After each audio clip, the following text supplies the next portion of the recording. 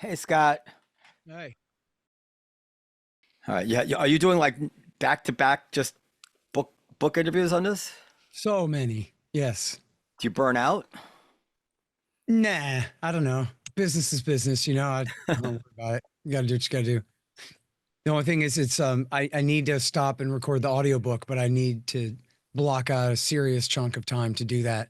And I haven't been able to do that because it's just been helter skelter, but You're gonna read it yourself?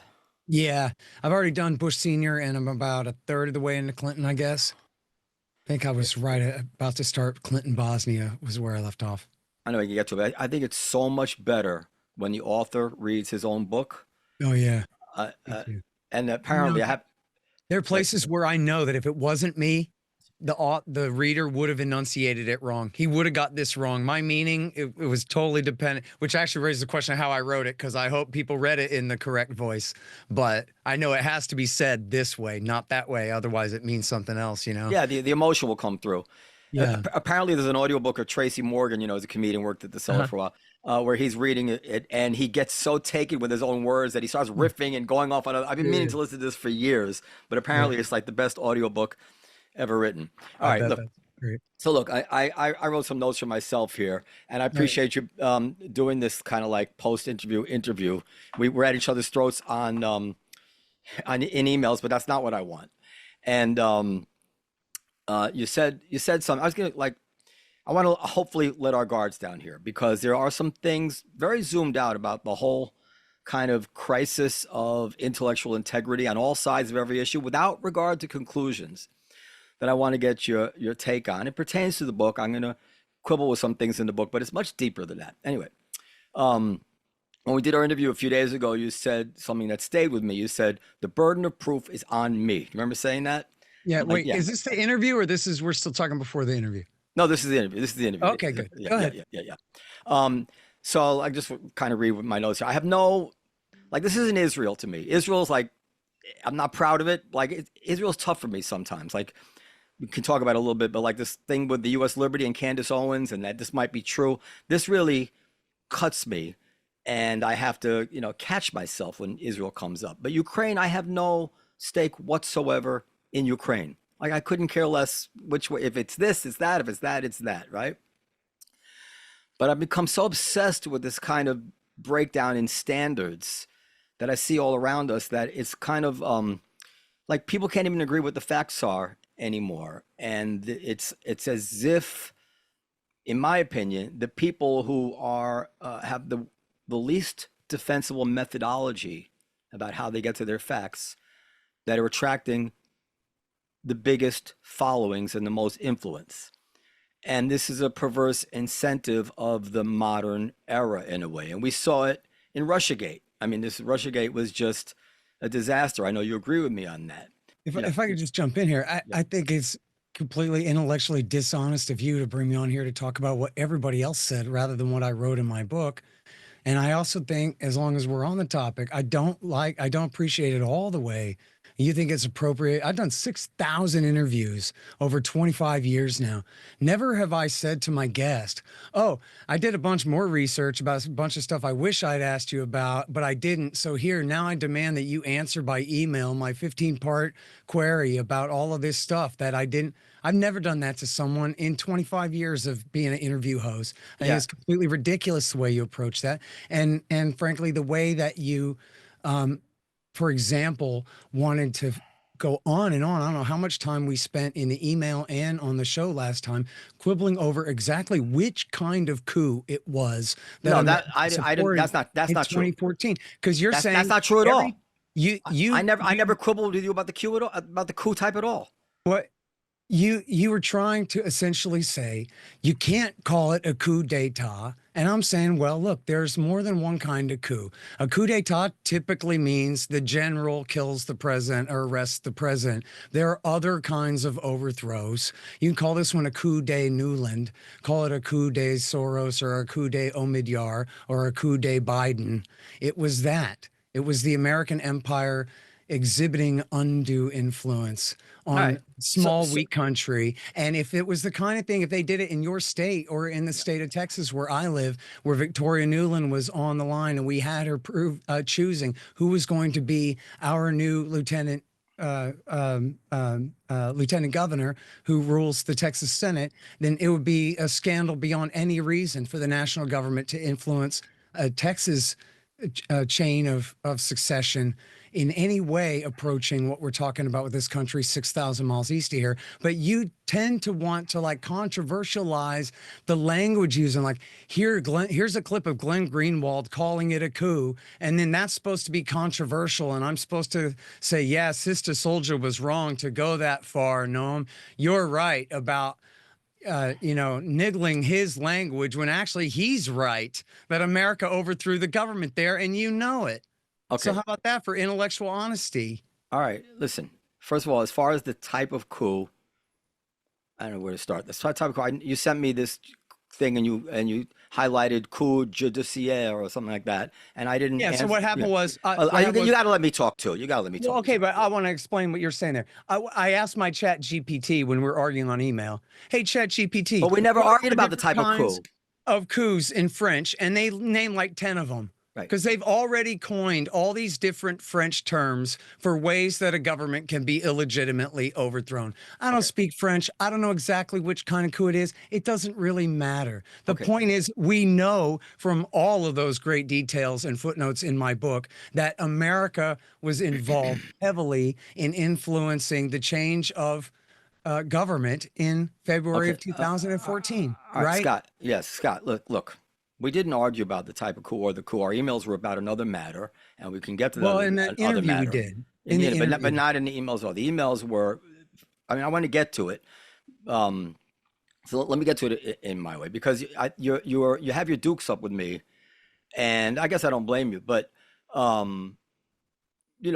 whatever it was I said in the email, as we went back and forth, I asked you, well, let's just talk. Can we do a little follow-up interview to talk about this issue? So as not to, I didn't quite know how to handle it. So as not to do anything that could be considered below the belt. I said, well, let's just do it, transparently. Well, but then you just introduced me and said, okay, I have you on to talk about how intellectually dishonest I think everyone else is. And I'm going to ask you to comment on the things that they said, which is extremely intellectually dishonest of you, Noam. Come on. No, it's not. No, it's not. No, I'm not. Break, listen, I'm not. I hereby vouch for everything Candace Owens and Glenn Greenwald and Tucker Carlson ever said. All of it. Now what? Now you want to argue with something I said? Or you want to sit here and talk about Candace Owens with me? So let me put it this way. There are a lot of people who argue for Israel, and I see the ridiculous things that they say, even if I agree with their conclusions. And I say to myself, shut up, you're not helping. And I actually, on my podcast, will call them out, because I understand that if I won't separate, if I only care about the conclusions, and I can't utter a word about an outlandishly ridiculous process to get there, then it undermines the position that I think is right and defensible. Are we talking about my book, or we're talking about somebody else's podcast that you saw that I wasn't on? Well, we're talking about methods, because then it gets to the book. Whose methods? Mine or somebody else's? I want to get to your methods. I'm using this as an example. I thought let's give me an example as slightly less. That would make it slightly less defensive. Are you saying that I'm intellectually dishonest in my book, Noam? I think you use sources that are intellectually dishonest. Yes, Okay, I'm not saying. so I'm not saying you're. I'm not saying. That, then. Okay, but I do want to say just about this Candace Owens thing, because I know you wrote about the U.S. liberty, and let me say, Dennis Prager has said, he wrote a letter to Candace Owens where he thinks Israel might have done something terrible, more likely than not, did something terrible in U.S. liberty, USS Liberty. So I have to be ready to deal with that. And you had a very good tweet where you listed all these quotes, or people say whatever it is. But then she gets out there yesterday, or the day before yesterday, whatever it was, 3 days ago, and you retweeted her and big upped her about it. Now this is where I see it, and then we got to write to your book.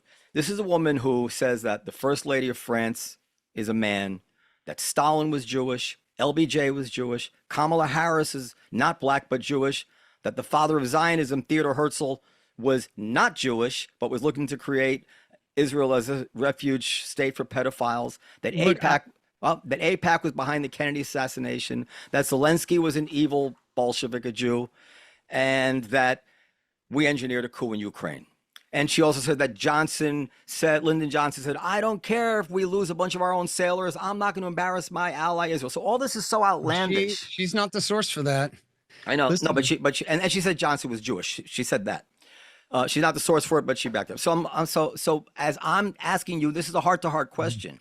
Yeah. When someone who agrees with you, I know you believe that, and you would never make that case. When somebody who agrees with you says all those crazy things, and those are fucking crazy things. Well, look, I don't accept your characterization of what she said. You're not reading me exact quotes. You're paraphrasing her, and I don't trust you, quite frankly. Well, then I'll cut them into the video.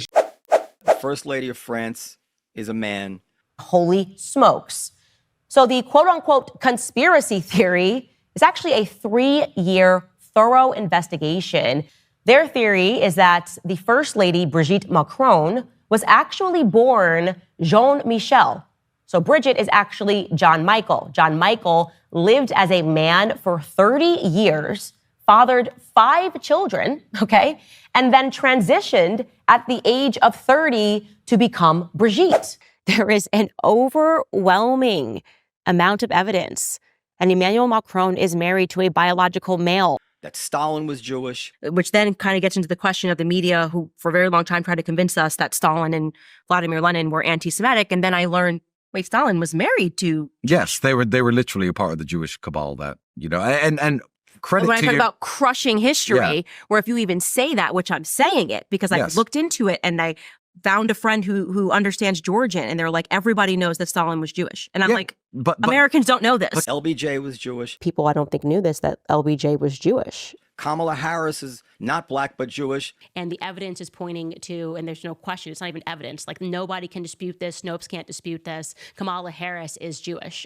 That the father of Zionism, Theodor Herzl, was not Jewish, but was looking to create Israel as a refuge state for pedophiles. Many moons ago, before they decided to establish Israel as a country, Catholics and Christians were going missing on Passover, and then they would find bodies, okay, across Europe, and they were able to trace them back to Jews. They weren't Jews, okay? These were Frankists. This Frankist cult, which is masquerading behind Jews, still participates in this shit to this day, okay? Why would you want, as a small nation that is the size of New Jersey, okay, why would you want the pedophiles to flee there? Like, why would you want the pedophiles to be procreating? Unless the nation of Israel may have been established by some Frankists. And it's looking like Theodor Herzl's family was from the exact same area in Moravia and in Bohemia where the Frankist cult was founded. Crazy when you get into his family, that like maybe Theodor Herzl, who wrote in a book that he didn't care how many Jews had to die for him to get the state of Israel, like maybe he was not actually a Torah worshiping Jew. Like, I don't know. I'm just throwing out some ideas here. And by throwing out some ideas, I mean, I've read a ton of books and I've figured it out. Okay. That AIPAC was behind the Kennedy assassination. We know that there was once a president who wanted to make AIPAC register as foreign, and he ended up shot. Coincidentally, ended up shot. So we've got this friend and ally, and we're not allowed to ask questions about JFK's shooting. Yeah. The Mossad there on the day that JFK was shot. The arguments that he was having in the days preceding with their prime minister. And so it's quite shocking to know that information, to realize that JFK got killed, and to also know that the person who allegedly shot him, Lee Oswald Harvey, said he didn't shoot him, didn't kill him, and then he was shot by a guy named Jacob Rubinstein, who Muammar Gaddafi alleges was also an Israeli national. That Zelensky was an evil Bolshevik, a Jew. People think that the greatest mass murderer was Adolf Hitler. And no, actually, if you want to talk about genocide, the fact that people in America don't know about what the Bolsheviks did to Christians, where did the idea of a concentration camp come from? the Bolsheviks. The reason why we're not allowed to learn about these people, we don't talk about Henry Kagoda, is because he's a Jew. I mean, locking down churches, and people tell me to go support Zelensky as he's shutting down churches. You want me to support this Bolshevik? I'm not doing it. And she also said that Lyndon Johnson said, I don't care if we lose a bunch of our own sailors. I'm not going to embarrass my ally Israel. So all this is so outlandish. She's not the source for that. By a guy named Jacob Rubenstein. Maybe he had dual citizenship. I'm not sure because, again, we don't have the files. It's kind of shocking that Lyndon Baines Johnson would be such an ally to Israel, so much so that he would tell people, I don't care if American sailors die, I'm not going to embarrass Israel, which means he didn't inherit JFK's frustration with the nation. He did not. Listen, I will tell you this about Candace Owens. Yeah. I'll tell you this about Candace Owens. I met her a week ago. I did her show. Yeah. And I think she's great. And I don't know all that much about her, but I think that you know her story, Noam, is that she was a good little Shapiro bot over at Daily Wire. Until she said that she cared about a dead baby that she saw, and he screamed at her, blood libel, anti-Semite, you hate Jews, and you're a terrible person. And she said, what? All I said was I felt bad. I saw a dead baby. There's got to be a better way than this. And it turned into this giant thing. And so he I'm not kicked defending her Ben out. Shapiro. I'm just saying, I think you know that that's the story of what happened. And I'm not going to sit here and say that she's right about every single thing that she thinks and says, but that's not relevant, dude. The question, honestly, is about what's going on with her now. She ate a big red pill. And so now does that mean that maybe some of the more sensationalist stuff appeals to her and she hasn't finished sorting out what she believes now as opposed to then, since her previous beliefs were shattered by her own people who kicked her out? And so maybe now, like, she's paying too much attention to more sensationalist stuff. I don't know. But is she a good person? I didn't say she was a bad person. That makes no sense. I think she's crazy. That makes no sense I don't think to me. she's crazy. Look, she's not crazy at all. I think oftentimes when people grow to full adulthood before they realize how deceptive the current regime is, a lot of times they take what's called a big red pill, which is an analogy from the Matrix. You realize the real world is quite a bit different than you thought. The leftists have their own way of saying it. It's called getting woke, only what they think is a bunch of ridiculous crap. But anyway, like, it's, you know, having the scales peeled from your eyes or the wool pulled from your eyes. And so a lot of times people then overreact and maybe they get carried away on something. So in some way, wait a minute, goddammit, listen to me. I met with her a week ago. Okay. And in the middle of our interview, I was trashing the neoconservatives for lying us into Iraq for Israel 20 years ago. And I stopped and I explained to her, listen, I want to talk about anti-Semitism. I should have queued up this clip for you. Anyway, you can give it to me and I'll cut it in. You can send it. Okay, we'll do that, but I'll talk about it here too. Okay. I said, listen, I want to talk about anti-Semitism, and she goes like this, oh. And the thing is, it was an honest, emotional reaction. Listen, it was an honest, emotional reaction, not to, oh, Jews saying things. It was an honest, emotional reaction to being falsely accused of anti-Semitism when, in her mind, which is the one that counts, she's not anti-Semitic at all. And so that was her initial reaction. Then, Noam, I said, but wait, Candace, your audience doesn't know me. This is the first time I've ever been on. She has a huge audience of millions of people. They don't know who I am. And I said, listen, with a decent respect to the opinions of your audience, let me explain where I fall on this, okay? And I'm a libertarian and I'm an individualist, so I understand this well and I can explain it very well, that the vast majority of American Jews don't have any power at all. And the ones who do oftentimes might agree with you on all kinds of things.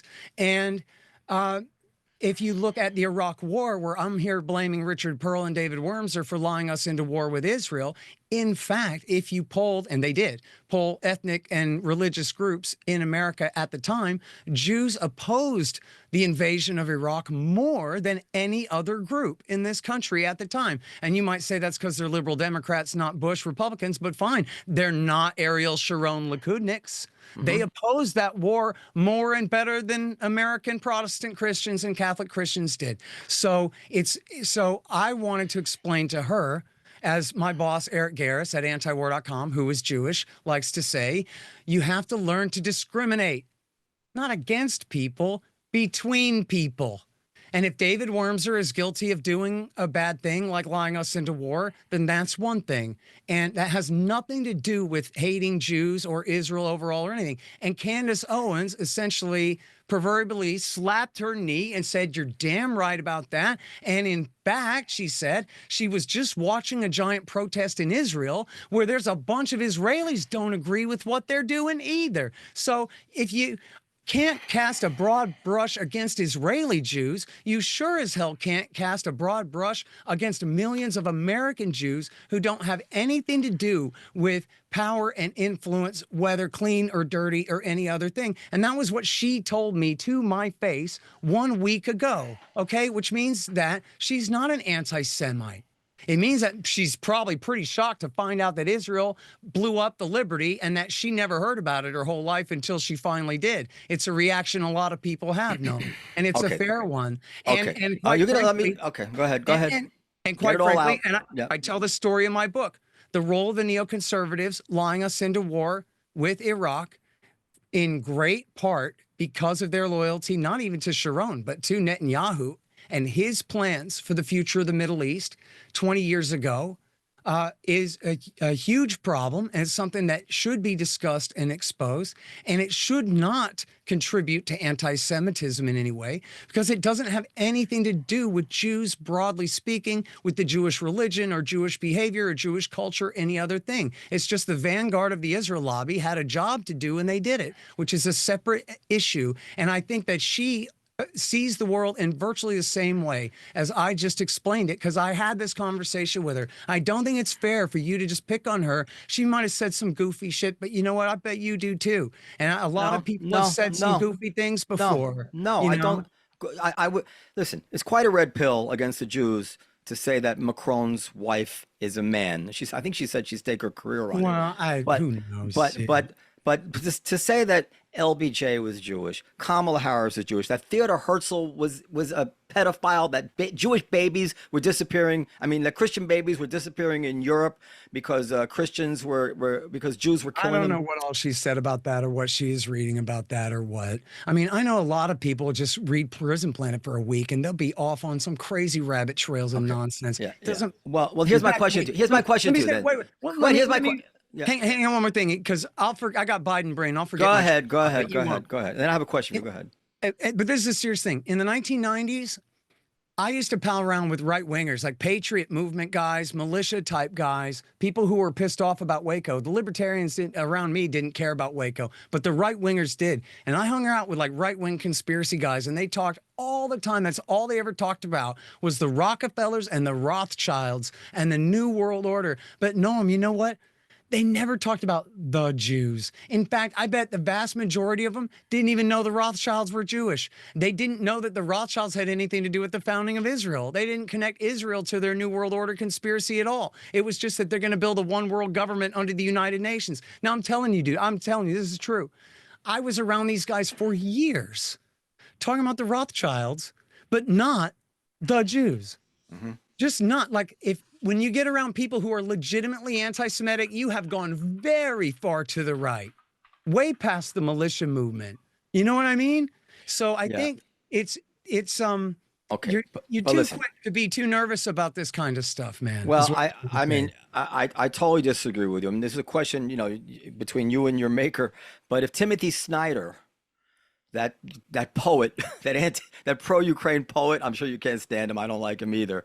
Yeah, if he were coming out with this kind of nonsense, you would say, as part of your argument, listen to this guy. He's batshit crazy. And I say, but he was red pilled. That's why he's saying facially ridiculous stuff, and you wouldn't believe it for a half a second. You'd say, "Come on, there's no kind of red pill like that." That's not true. That's a terrible example because, in fact, I don't pick on Timothy Snyder, who I think is completely full of it. But he doesn't say crazy stuff like that. He says wrong stuff.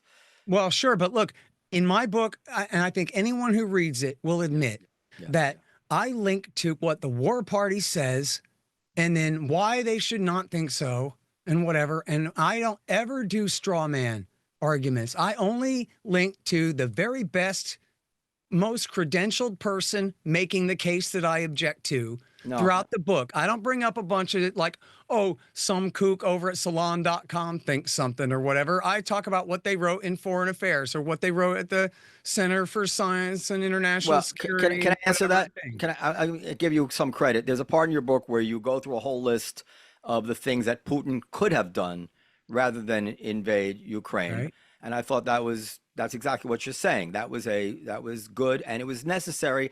And it was one of the reasons that I gave you some credit, because I think, well, that's exactly, he's asking himself the question, because people are going to ask you, well, why did he have to do this? I mean, Well, you're I think an I anti-war still guy. man the whole. Yeah. I think I still man the whole book. I think that Okay. you'll find links to the Daily Beast and to the American Enterprise you- Institute and to the Hawks you're- making their you're- case very well. You know, You're defensive here, and I kind of don't blame you, especially given the interaction we had online.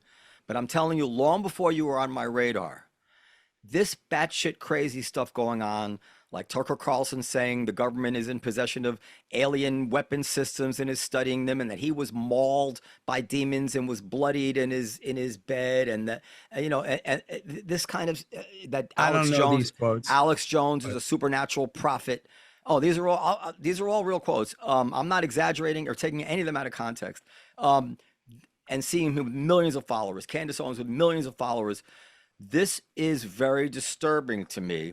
And I feel like the saner voices on the same side of the general issues need to police their own people. Because, Nah, come well, on. all right, well, that's what I feel like. Okay, so Look, so you your know what? book. Let me get to I'll your tell you book. what. If all the people that you mentioned read my books, Yeah. maybe they would say, "Hey, this seems like he's barking up the right tree here. Maybe more than that other thing I read." That's my job. All right. Is being a place where people can go to find the truth the best I can tell it. And I think, look, I told you before a minute ago, I was a conspiracy kook back in the 90s when I was a kid. And really, it was the 9/11 truthers that cured me of it. Because even though I predicted it and I thought it was going to be a CIA job all along, whatever, when it finally happened, it was a bunch of raving loons making up a bunch of crap. And that was on the truther side in public, but that was also the neoconservatives were doing the same thing, cherry picking a case, trying to frame Saddam Hussein for it in the same way that the other kooks were framing whoever they wanted to build a case against. And that was what really cured me of all that. And of course, Dick Cheney wasn't a one worlder. And so all that stuff, basically, I grew out of that back 20 years ago. But I think, no, But you'll still use you should be 9/11. more- you should be slightly more charitable to people. But who, Scott, especially, I'll give you one more let me example. get a word in edgewise. Come on. Okay. You want to finish your thought? I don't ever want to leave you without your thought, but also remember we're going to, I want to talk Sure. too. But go Well, ahead. yeah, we got some things to talk about. Okay. You're my Good. last interview of the day here. So Okay, look, go ahead. the thing is, a lot of times, especially people who've been involved and either in government or in media and were really successful and really identified themselves with the machine, then they become a whistleblower or they get fired for saying the wrong thing or doing the wrong thing or some kind of thing happens. They find themselves ejected from the system they believed in. And a lot of times they go grasping, looking for the next coherent worldview to plug into. They're not exactly sure. This happens to whistleblowers a lot. They're under a lot of pressure sometimes, and they go really nutso because they don't know what's happening to them. They don't understand why they're being persecuted or who all's behind it or how it works, and they can kind of flip out. There was a guy that worked for Ronald Reagan. He was a Treasury Secretary named Paul Craig Roberts. No offense, Craig, but whatever. The guy's a nut. But the thing is, he was a Treasury Secretary, and he was a respectable gentleman. But when he realized just how crazy the neocon plans for war in the Middle East were and how badly they were getting away with it, he kind of went full tilt, what you would call like off the deep end, and started believing in crazy stuff too, right? And also now he's suspicious of the contrails in the air or whatever. And it happens, but Okay. But this is the the thing. thing is, you should, instead of just being angry at the people who maybe go a little too far flipping out, you should be angry at the people who completely sacrificed all of their legitimacy as being our information sources by lying to us about every single thing in the world 20 years straight. That's why I said. So That's now why people don't know where to go anymore. Okay, that's why I brought up Russiagate, because you're right. I am angry at them, and I don't want you or me to make the same mistakes. Russiagate had like, he's a spy, there's a meeting here, there's a rich guy who donates here. Michael Cohen was cited in Prague. He's signaling to the Russians when he says something about Hillary's emails in his speech. This is Koch backed, this is Adelson backed. Facebook posts are so powerful. But I see these themes again. The 9/11 truther thing. So this is very important here. So you're right, for instance. How the Maidan protests began on November 21st, I guess, 2013. The Maidan protest movement kicked off November 21st after Ukrainian activist Mustafa Naim, the co-founder of the USAID and George Soros backed, George Soros, but this kind of thing that bothers me, from Drasky TV announced the onset of protests. And you continue. Mustafa Naim, co-founder of Hamradsky TV, explained in an article for Soros's Open Societies Foundation that he had kicked off the protest on November 21st with a Facebook post asking people to meet at Maidan. But as journalist Kit Klarenberg explained, Naim was no ordinary online journalist. In October 2012, he was one of 6 Ukrainians whisked to Washington, D.C. by Maidan International, a State Department-connected organization that identifies and grooms future overseas leaders to observe and experience that year's presidential election. The group met with Senator John McCain, among others, while they were there. Now, first of all, Kit Klarenberg is a 9/11 truther. This guy, you just said they're nuts. This guy believes that the CIA allowed 9/11 to happen. At least, he says, at least allowed it to happen, maybe more. I've never read him on that, but he's done a ton of great journalism. He's done a ton of great journalism. Well, that stands the test of time too for years. Okay, but it's a 9/11 truther. So now you say, well, I'm taking the word of a 9/11 truther. You know his standard. And let me show you something else. And you tell me. Well, look, but that's a very specific claim that he came to town and then went back again or whatever. Let me show you. Let me show you something else. That's different than a conclusion that, based on a lot of different evidence coming together, I think it must have been an inside job, which is like the last statement, not a. You say met with John McCain, and I looked into Meridian. It's just like they do thousands of trips a year for journalists. He uses the word a summit with John McCain. You use the word meeting, summit meaning high level. Listen, look, this is the supposed meeting with John McCain. Enforcements are here. Wait, Senator, what is your point on Ukraine? I'm like on Ukraine. On Ukraine. I'm very concerned about the influence of Russia in Ukraine, and I'm very worried about the imprisonment of Ms. Tymoshenko. How is it that you know that that's all there is to it? He linked to it. That's it. And then McCain turns around, is that Dana Bash, and turns around and talks. That's it. That's the meeting. Listen, let me tell you something between me and you. Even if I want to win an argument, like after we hang up, if I got something wrong, anything you send me that shows that something I've got is wrong, I will do a mea culpa. I will take it out. I'll say, Scott sent me this. I was 100% wrong. I am not looking to put anything out there that is even a little bit spun. So that's that guy. Then you have another source, this guy, David Collum, who you identify. This is about one of these guys who was supposedly poisoned by Putin. Yeah, David I know Collum. David Collum. Yeah, he's a good guy. He's a chemistry professor. Yeah, you identify him only as a Cornell University organic chemistry professor. Mm-hmm. But actually, if you look at him online, I mean, there's 10,000 other chemists, right? This guy does not stop tweeting about Putin and Ukraine. I mean, he's totally obsessed with it. And he describes himself as a full-blown 9/11 truther. And he also says that the Trump assassination was an inside job. And he says the January 6th, I'm sorry, I forget what he says about January 6th. He says the Las Vegas shooting, that mass shooting in Las Vegas, that there were character actors on the news because it was known before the shooting that this was going to happen. And I'm saying, how can you use these guys as sources? Well, I've read a lot of him. I've never read any of that stuff by him. I'll send it to you. If he's even interested in all this Ukraine stuff, it's after the fact of what we're talking about there.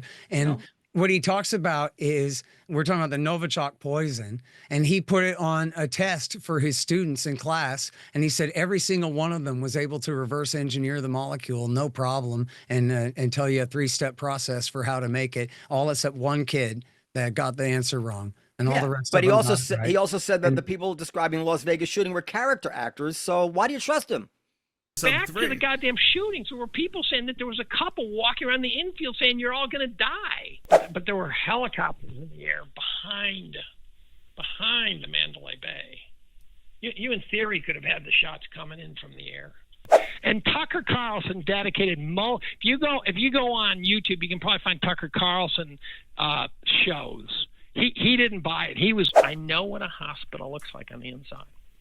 Behind the guy is the pulse ox monitor, the screen, and it's not plugged in. The whole thing is staged. And then the video disappears. Someone must have said, oh, he fucked that one up. Let's get rid of that one. Yep. I'm a truther. I think there's problems with 9/11. The laws of physics tell me there's problems. So one of the buildings really obviously shifted off to the side. That thing should have just tipped over. Right.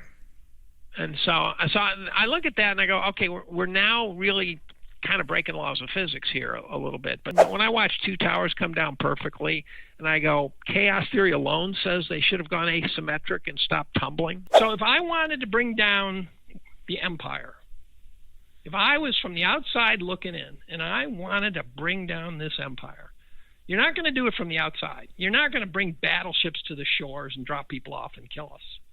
You got to get us to self-destruct. That's what I'm saying. Well, like, again, assuming that that's correct, his interpretation of what he saw in the news is one thing.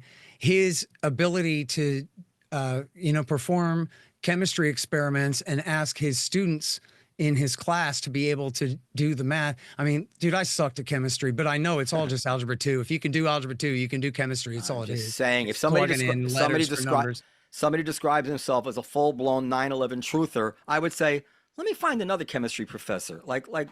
Okay. You know what? And Let's another see if we guy, can find chemistry professors who disagree with what he says about the Novichok poison. Gareth Porter. You know, is another source. Don't you say a word against Gareth Porter, dude. Denied the Khmer Rouge. Denied the Khmer Rouge genocide. No, but you know what? Actually, I'm glad that you decided to go back to 1976 or 77 there to try to pick on Gareth later Porter. Than that. That's when he's one of the greatest reporters of our entire generation here. And, first of all, one half of that criticism is a total bunk lie because it was his co-author who published a book with both of their names on it without him getting a chance to see that part of it. The other part of it Fair enough. The other part of it was him, and he took responsibility and apologized for his mistake.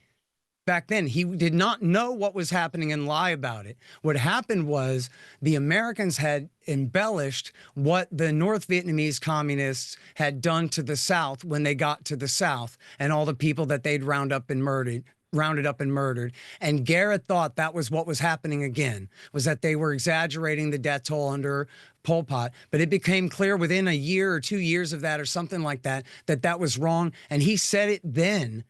In an article from July 20th, 1978, entitled An Exchange on Cambodia, here's Gareth Porter in the New York Review. It is true, as Shawcross notes from my May 1977 congressional testimony, that I have changed my view on a number of aspects of the Cambodian situation.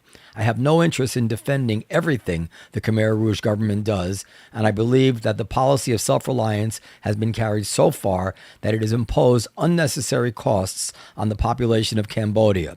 Shawcross, however, Shawcross is who he's debating with in this article. Shawcross, however, clearly does have an interest in rejecting our conclusions. It is time, I suggest, for him to examine it carefully because it does not make for intellectual honesty. So the listener can decide for himself to what extent Porter regrets his conclusions. I will add some other interviews here as well. I appeared on the NBC Good Morning America. No, it wasn't Good American. It was the morning show on NBC. Jane Pauley was the host of that morning news program. And I was on with William F. Buckley. And we were there to discuss the issue of the Khmer Rouge and what to do about them. And it was in the wake of George McGovern having made a statement that he would favor the use of military force to do something about the Khmer Rouge. So that was the news that precipitated this interview with Bill Buckley and myself. And on that, in that interview, I said, yes, the Khmer Rouge were guilty of these policies, which resulted in massive deaths of their own people. And that was the first time that I went on the public record as, recognizing that reality. And this was how long after you had testified before Congress and put out your book and all that? The following year. It was the early summers, I recall, of 78 versus. The reality is historically that Sihanouk was powerless, as you indicated, and everybody knew that. He was powerless against the communists, and he was powerless against the United States. Both sides could do whatever they wanted in that part of Cambodia because he had no control over it. But the fact is that the United States changed all that in 1970 when they got rid of Sihanouk and put in his place a pro-U.S. anti-communist regime, which was totally feckless, had no popular support, and which then cleared the way for the Khmer Rouge to rise to power in Cambodia. And so if you want to look at the actual consequences of the U.S. intervention in Cambodia, not just the bombing, but the regime change, which the U.S. clearly engineered, it would not have taken place without the CIA's permission, although this has never been proven. I mean, the circumstantial evidence is extremely powerful here. And he apologized then. Okay. And then people try to pretend to bring that up like it's some Jane Fonda. Dude, I am sorry to cast. Ever since then, but that's bullshit. And I'll tell you this, Gareth Porter, no, stop. Gareth Porter is one of the greatest reporters of our generation. His archive for Interpress Service and for Truth Out and Truth Dig for Middle East Eye. And we keep the archive of, and the American Conservative Magazine. And we keep the archive of virtually all of it at antiwar.com. And he was absolutely 100% right. Everything that he said about Iraq War II, about Afghanistan, and the entire terror war era. His book debunking all the lies about Iran's nuclear program, and all this is absolutely top-notch stuff. Okay, and you can't say a word against Gareth Porter to me, pal. I do not want to cast aspersions on anybody incorrectly. He's a goddamn American hero, is what he is. Okay, and if that's correct what you said, then I'm sorry, Gareth Porter. I will look into it. And you can send me that too. So, yeah, in fact, I interviewed him all about just that one issue one time, because I've interviewed him like 500 times. Okay. He's my very best guy, my very favorite guy. And I one time said, all right, so what is the deal with this? So if people want to look up my name, Gareth Porter, and Pol Pot, you'll hear all about it. Okay, I will look at that. And again, if that was wrong, I apologize, because I don't want to sully anybody's name unfairly. So then this brings me to like the thing we were arguing about. So what happens with me is, and by the way, I'm quite satisfied with the first part of your case, which is that we knew our most important theorists and even William Burns' memo that Putin was likely to react very badly if we kept nosing around in Ukraine.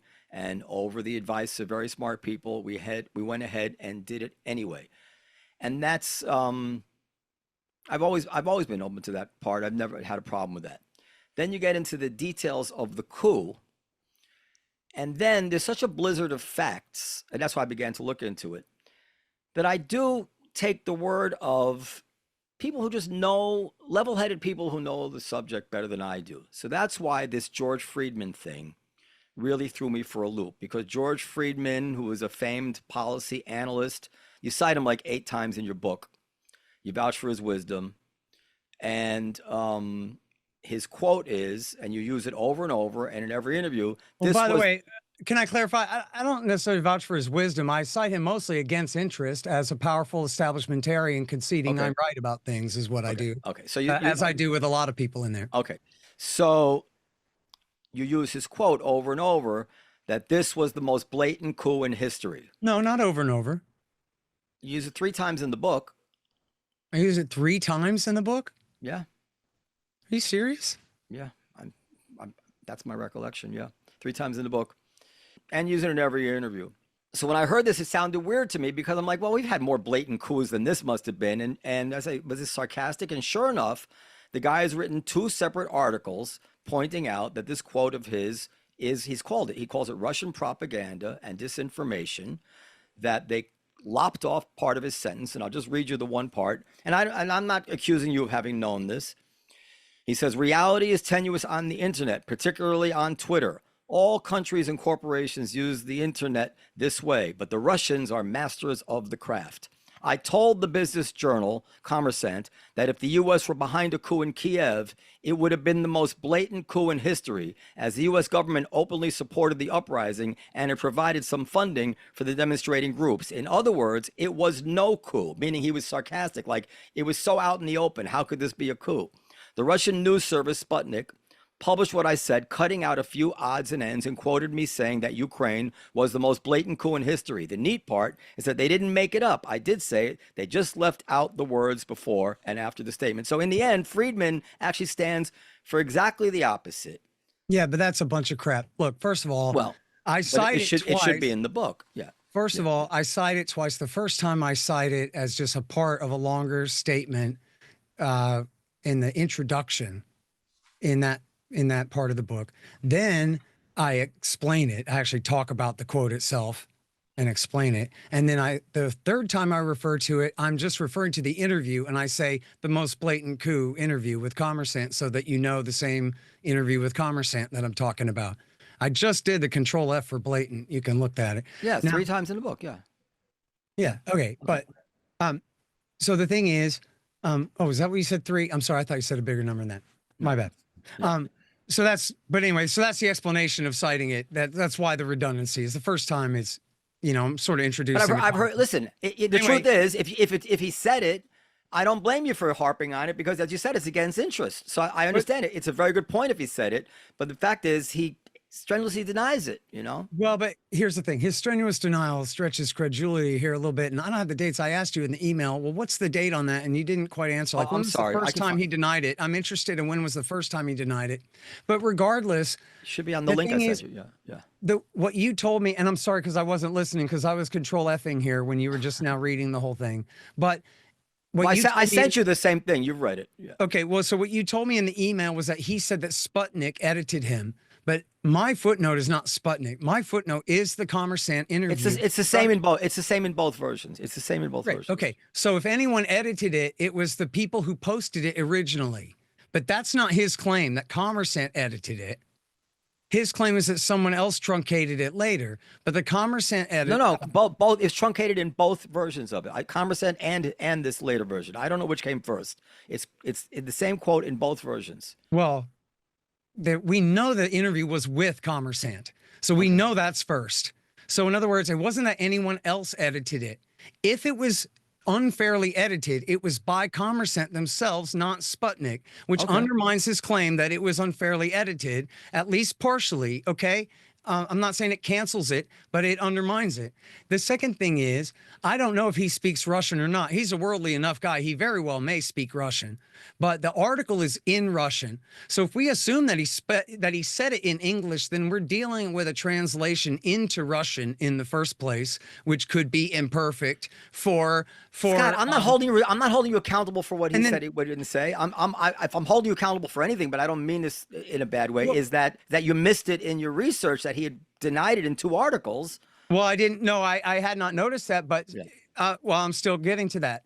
Yeah, so sorry. The thing is this: if you look at the way it is in the Kommersant article, and I had my wife translate it from Russian, so I didn't ask Google to do it. I just had her do it. Mm-hmm. The thing is, what his denial there, I don't think makes much sense. That he's saying, well, if it was a coup, it was the most blatant coup, as though that means then that it couldn't have been one, because we all know that coups are never blatant. But that doesn't really make sense. And in context, the rest of his statement is the Russians are right, that it was a coup. And he says they didn't know how to deal with it because America supported all these because the follow-up question is, well, what was the coup? The EU agreement that they made him sign, or the whole thing? And he says the whole thing, because, meaning the protest movement that had been going on for 3 months, because he said America supported all the human rights groups, meaning those Soros NGOs that were supporting the whole thing. And the Russians didn't know how to react. So now what part of what he claims was edited out of that statement changes all of that? And by the way, when we know he's right, and if you've read my book, which you were just reading out of it, you can see the footnotes where that's evidence. And by the way, anyone watching this, if you type in, pardon me, I got to drink some Dr. Pepper here. Go ahead. If you type in scotthorton.org/provoked/notes, then there's all of my footnotes with the hyperlinks. Okay. In the book, all the URLs are removed. On the Kindle version, all the URLs are still there. And in the EPUB version, which if I ever get that thing up on Google Play or whatever, the EPUB version, all the hyperlinks will still work. But on this PDF, I have a separate PDF for you here, scotthorton.org/provoked/notes, and it has hot links to everything. I mean, other than the books, of course, but for anything online, there are links there where people can follow up my work on that. And I show where they did pour in fact, millions of dollars through USAID, the NED, the International Republican Institute, the National Democratic Institute, and Pierre Omidyar, the founder of eBay, and George Soros. And I think, Noam, didn't we talk about George Soros last time? Because I don't remember. I think I agreed with you that there is a modern day hate Soros kind of conspiratoid movement on the right, but I don't subscribe to it. And I think, I forget if I do a lot of interviews. I'm sorry. I thought I had said this to you, that I actually read an article that I thought was very smart that said that actually a big part of the hate Soros movement now is actually led by pro-Benjamin Netanyahu Likudniks, like this guy Josh Hammer, who's best friends with Netanyahu's son. And what they hate about Soros is that he's not a West Bank settler type. I think he supports Israel broadly speaking, but he's not a right-wing nationalist Israeli type. And they really resent him for that. Well, that sure isn't my beef against him. And I think, all those I certainly disagree. I have no idea what he's thinking financing the prosecutors across the country that he did. That drove the right wing crazy because he didn't just hire prosecutors who wanted to let innocent people go free. He hired prosecutors who want to let guilty people go free and that kind of thing that freaked people out. But there is and I document this very carefully in my book, and I don't know, I know maybe you're jumping around and not reading it all the way through, but I have a very, very, Noam, I know you'd really appreciate it, a very thoughtful treatment of George Soros in my Orange Revolution section. No, pardon me. It's in the Rose Revolution section of the 2003. Where I go on and on about Soros there for a minute, and so that people understand exactly what my stance is about him here. And the reality is that, of course, he's very old and semi-retired now. He's basically retired now. But in this era that we're talking about here, this is a guy who essentially is not just a billionaire, but had a foreign policy. A lot of billionaires don't. But this guy, he always was. His entire career long, he was what you would call like a Truman Democrat, a center-left, hardcore anti-communist, and interventionist, and including when the Soviet Union still stood. He did everything he could to undermine it then and support propaganda on the eastern side of the Iron Curtain and all this kind of stuff. And when the Soviet Union fell apart, he moved into that space to try to have influence in the formation of the new governments and systems. And I'm not saying it's because he's evil or because he's greedy or because he's Jewish or because it's all just an evil capitalist money-making scheme. Of course, he does have interests. The guy's a billionaire. But at the same time, I believe it's clear he has also ideals as well, what he calls the open society, more or less, American style market democracy, quasi freedom, quasi markets, quasi democracy, the modern American way. And I have all these quotes from government officials in our State Department saying, listen, we consult with the British, the French, the Germans, and George Soros. This guy carries a lot of weight. And he did an interview with Connie Bruck in the New Yorker magazine in 2005, where he takes credit for putting Leonid Kuchma in the presidency in Ukraine in 1994. Now, this is a guy who was later known as being the Russian-leaning candidate. But at that time, Soros bragged that he chose the guy.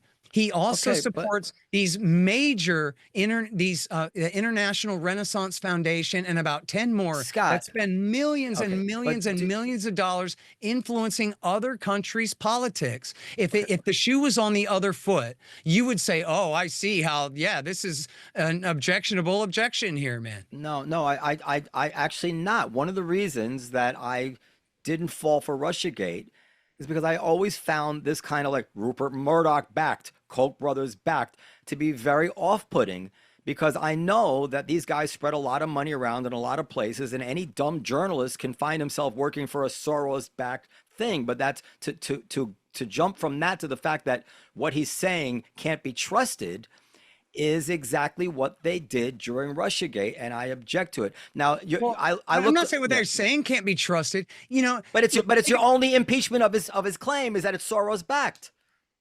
Well, of which claim?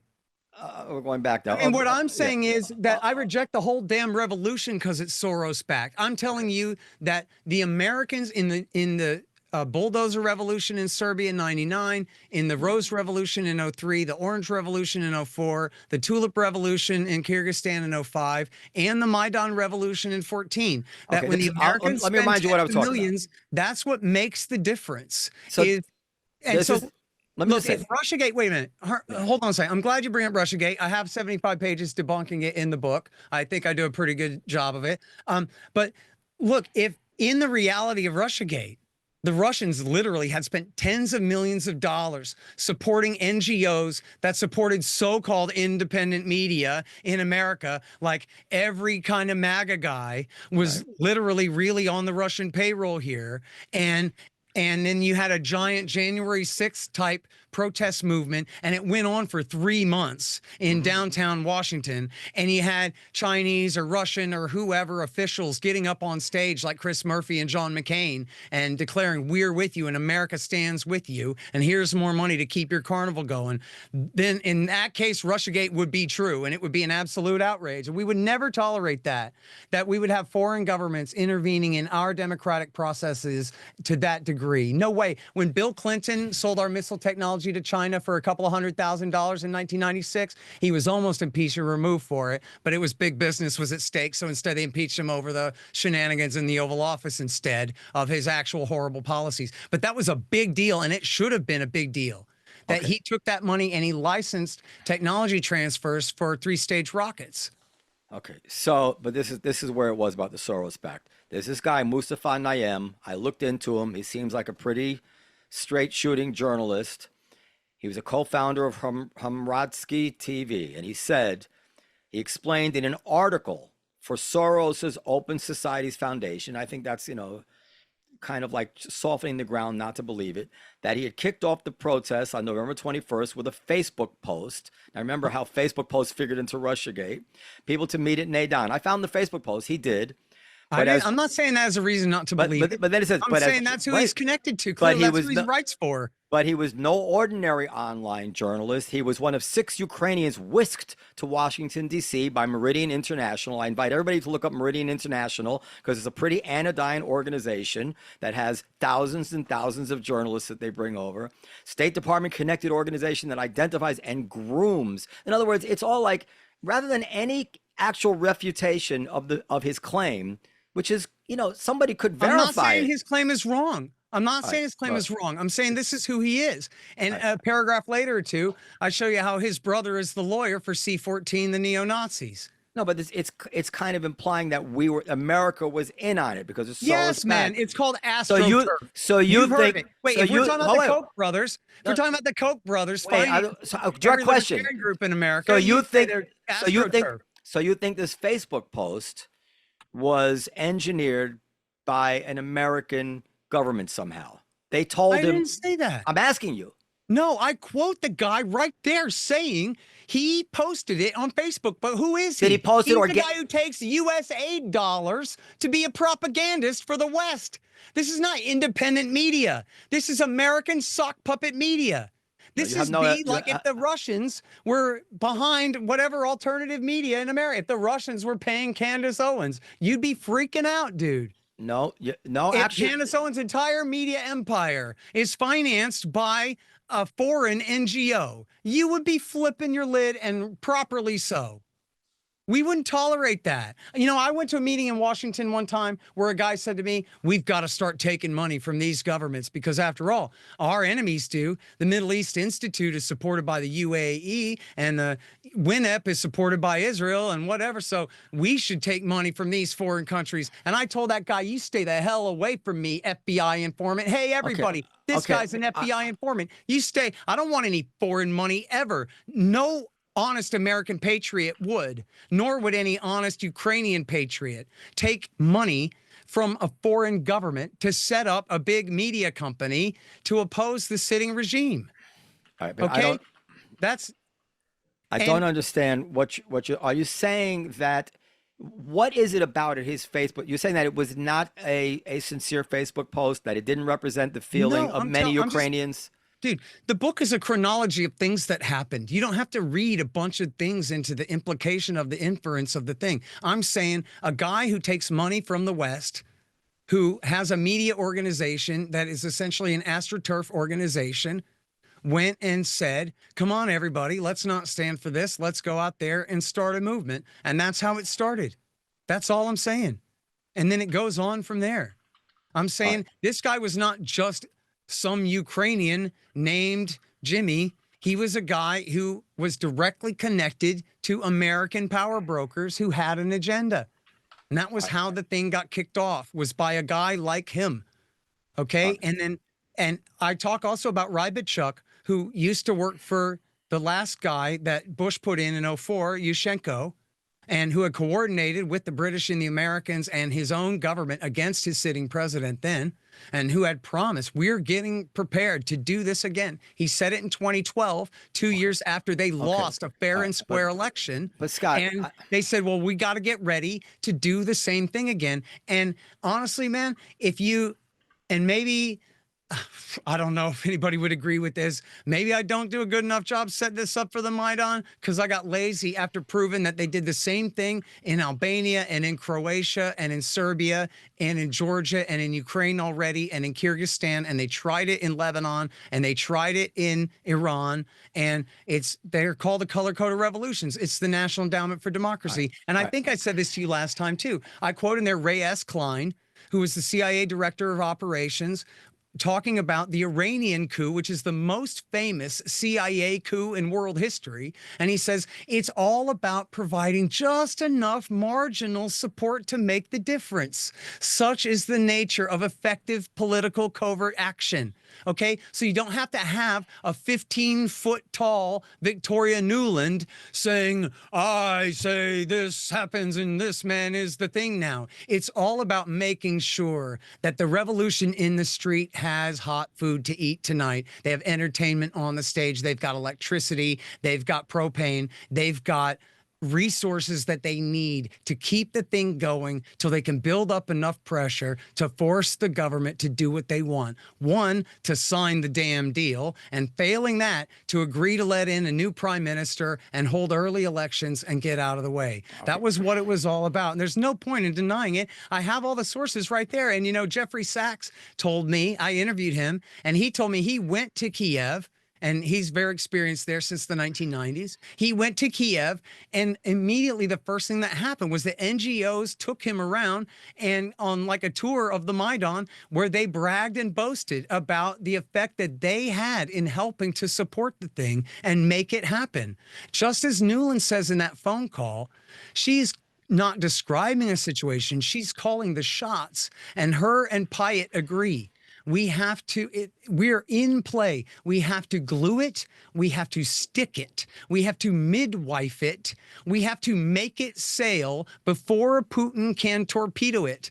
They're not speaking Ukrainian because they're not Ukrainians. They're Americans. Can we and they're deciding what's going to happen next in the country. Scott, I'm trying to stick to one narrow thing here. We're going all over the place. Not that what you're saying is not interesting, but you know, so the article, this Humdrasky TV, first of all, I can't find any mention of U.S. aid with this Humdrasky. I don't doubt you, but I can't find it. But the article is Anatomy of a Coup, How the CIA Front Laid Foundations for Ukraine War. And the implication is clearly that this Facebook post is, you know, in the furtherance of that headline. Now, there was another guy, Yatsenyuk, how do you pronounce his name? Footnote 290 right there. It's Gordon Hahn, page 163 to 64. And Tom Balfourth, out of Ukraine protests, a new media outlet is born in Radio Free Europe, Radio Liberty, December 13th, 2013. Okay, I'll find That's it. right there. I have a footnote for every claim in this book. I know you do. I You absolutely do.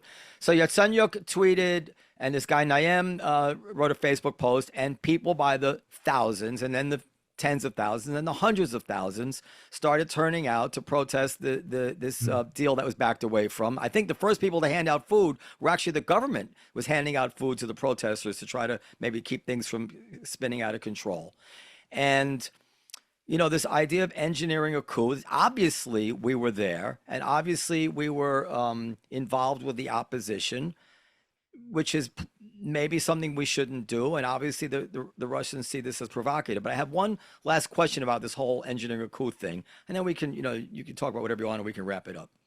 Since we agreed in our other interview that the Nuland call regarded, which was January 25th, regarded the answer to the Yanukovych's offer to bring in these opposition leaders into the government. How is it that simultaneously she was looking to make this deal with Yanukovych while at the same time trying to engineer a coup against him? Well, as I said, it was, you know, you can call it a coup de Biden if you want. The actual deal, as I described it before, the deal that the European Union with American help pushed through, and Vladimir Putin called Yanukovych and told him to sign it, by the way. If you want to add Putin to one of the conspirators in our coup here, they were trying to force him to sign a deal agreeing to early elections and to let Lavrov and with Tucker expressed that he was if they'd only signed that deal, everything would have been okay. I think that's probably right, and not because it's a Russian talking point, but look at how it actually played out. What actually happened was the three big leaders that they're talking about on the phone call: Klitschko, Yatsenyuk, and Tannibok. Tannibok is the actual Hitler-loving Nazi up there. Yatsenyuk is the technocratic. He was probably red-pilled, but go ahead. Well, yeah, by his father who served Hitler, right? You know, but that's a pretty red pill, black and red. And then so Yatsenyuk, he was a bit of a right-wing nationalist. I don't know if he go as far as calling him a Nazi, but he served the fatherland party of Yulia Tymoshenko, who is known as the gas princess because she represented this one gas company instead of the other one or whatever. Ukrenaft, I think, was hers. And then the other one then is Klitschko, who is the heavyweight boxer who later became the mayor and all that. And in the phone call, they're discussing, essentially, she wants the first and third there to stay out. She wants Yatsenyuk to be the prime minister. So that's the deal, that the EU deal that they were forcing through, the transition of power that they were brokering. That's Barack Obama's words. The transition of power that we were brokering there. And then, but what happened was the leaders of the protest movement went back to the Maidan and they said, hey, we signed this deal.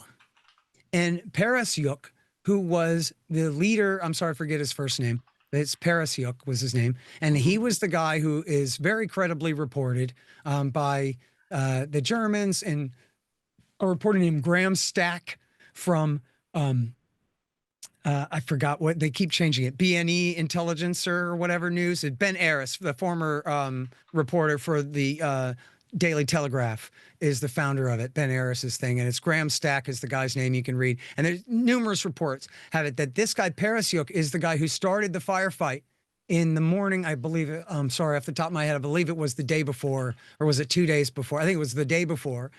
He had started a sniper fire at the cops from the music conservatory first thing in the morning with a team of, I believe it was 2 other men with him at that time. And the BBC reported on this as well. And foreignpolicy.com reported on this as well. Now, Parasyuk was the same guy who ran up on the stage and said, I don't accept any deal. If the president doesn't leave town by 10 o'clock in the morning tomorrow, I'm going to kill him myself. And this is reported in the New York Times and many other places. I believe it was Adam. Oh, I always screw up this guy's last name. It was Adam something or other from the New York Times was right there. And the crowd says, yes, yes, get him, kill him. And then that was it. That was when he fled. So part of the negotiated deal was that he would pull his police back from the Maidan if the protesters would pull their armed men back. But who was going to enforce that? Nobody. So they weren't going anywhere. But the police started to pull back. And apparently what happened was, and this is difficult. I don't think anybody knows exactly every bit of it, but apparently some of the senior leaders of the police left town.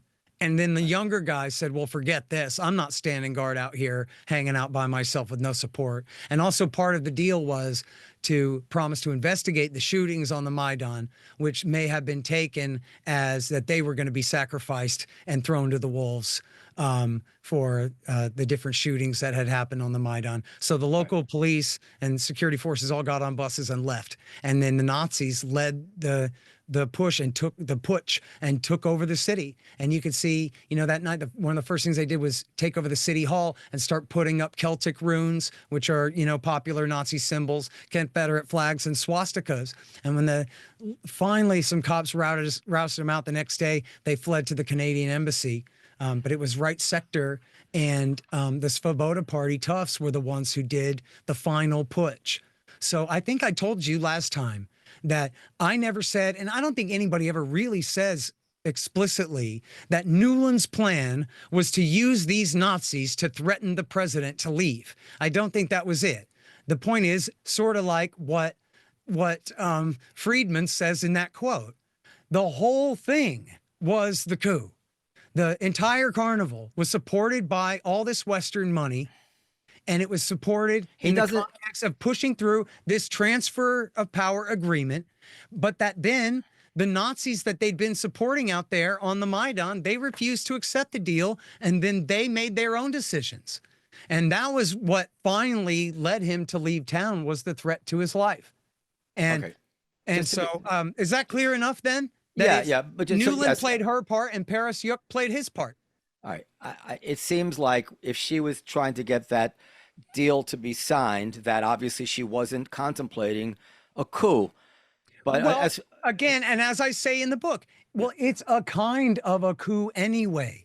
Yeah, When you okay, have global superpower threatening sanctions and all these consequences and forcing you to accept a new prime minister, it's a coup de something. Still. But let's just wrap up some of the details here, so we don't do it in email. Friedman in that interview, he doesn't say the whole thing was a coup. If you look at what it says, the questions are weird because they don't flow.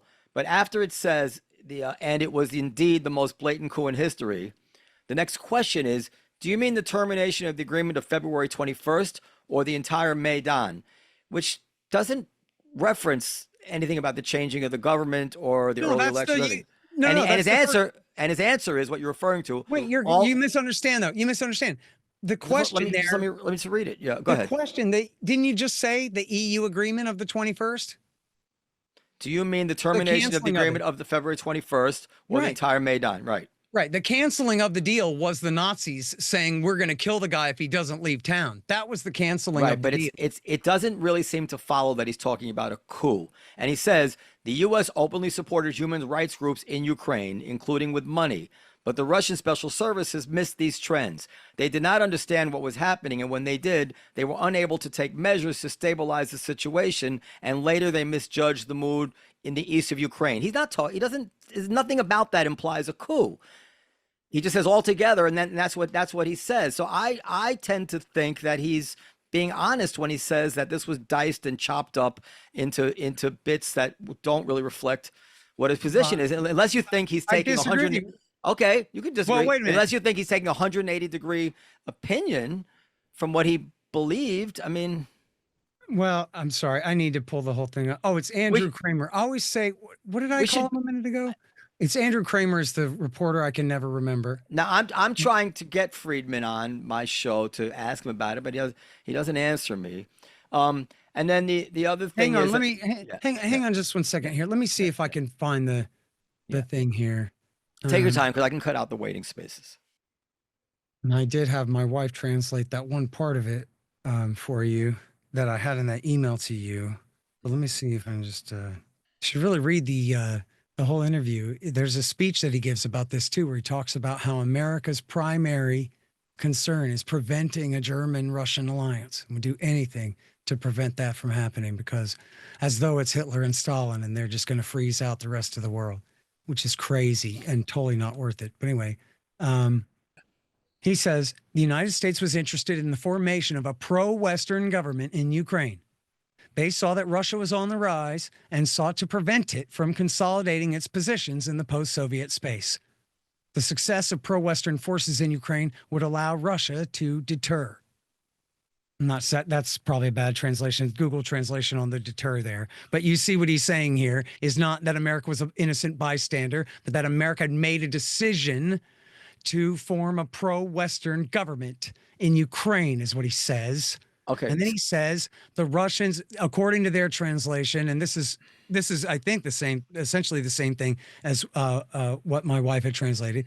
Russia calls the events of the beginning of the year an organized U.S. coup, and it really was the most blatant coup in history, or it could also be translated as naked or obvious is the word that they use there.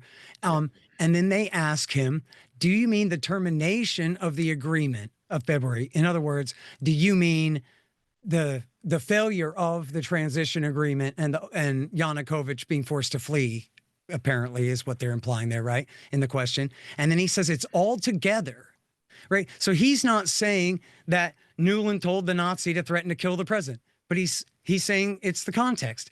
It's all together. After all, the United States openly supported human rights groups in Ukraine, including with money. So meaning these NGOs that I'm talking about here. So if you take the rest of his elaborated statement here, he's saying the Russians couldn't tell what was going on. And when they realized it was too late for them to react, he's saying. So yeah, exactly. He's saying America was involved in overthrowing the government there. He wants to now say that could you please read back to me what he now claims is the intro, the prefix and the suffix of that statement, which supposedly changes its entire meaning? Because I don't buy it.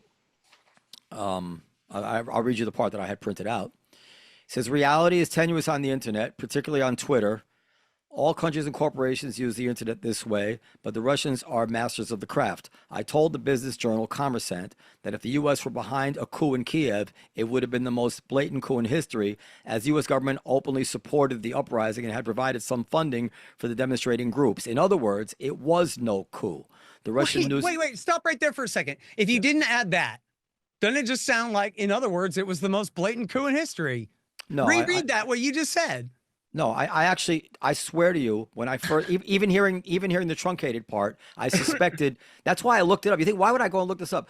There's no such thing as a blatant coup. There's only super secret ones. There couldn't possibly be a blatant overthrow, even though he says America was supporting the groups that did it. Yeah, there could be, but I got to be honest with you. When I saw that, I checked your source. Your source was legit, and something said to me, "No, okay. Keep reading. What else does he say? That's it.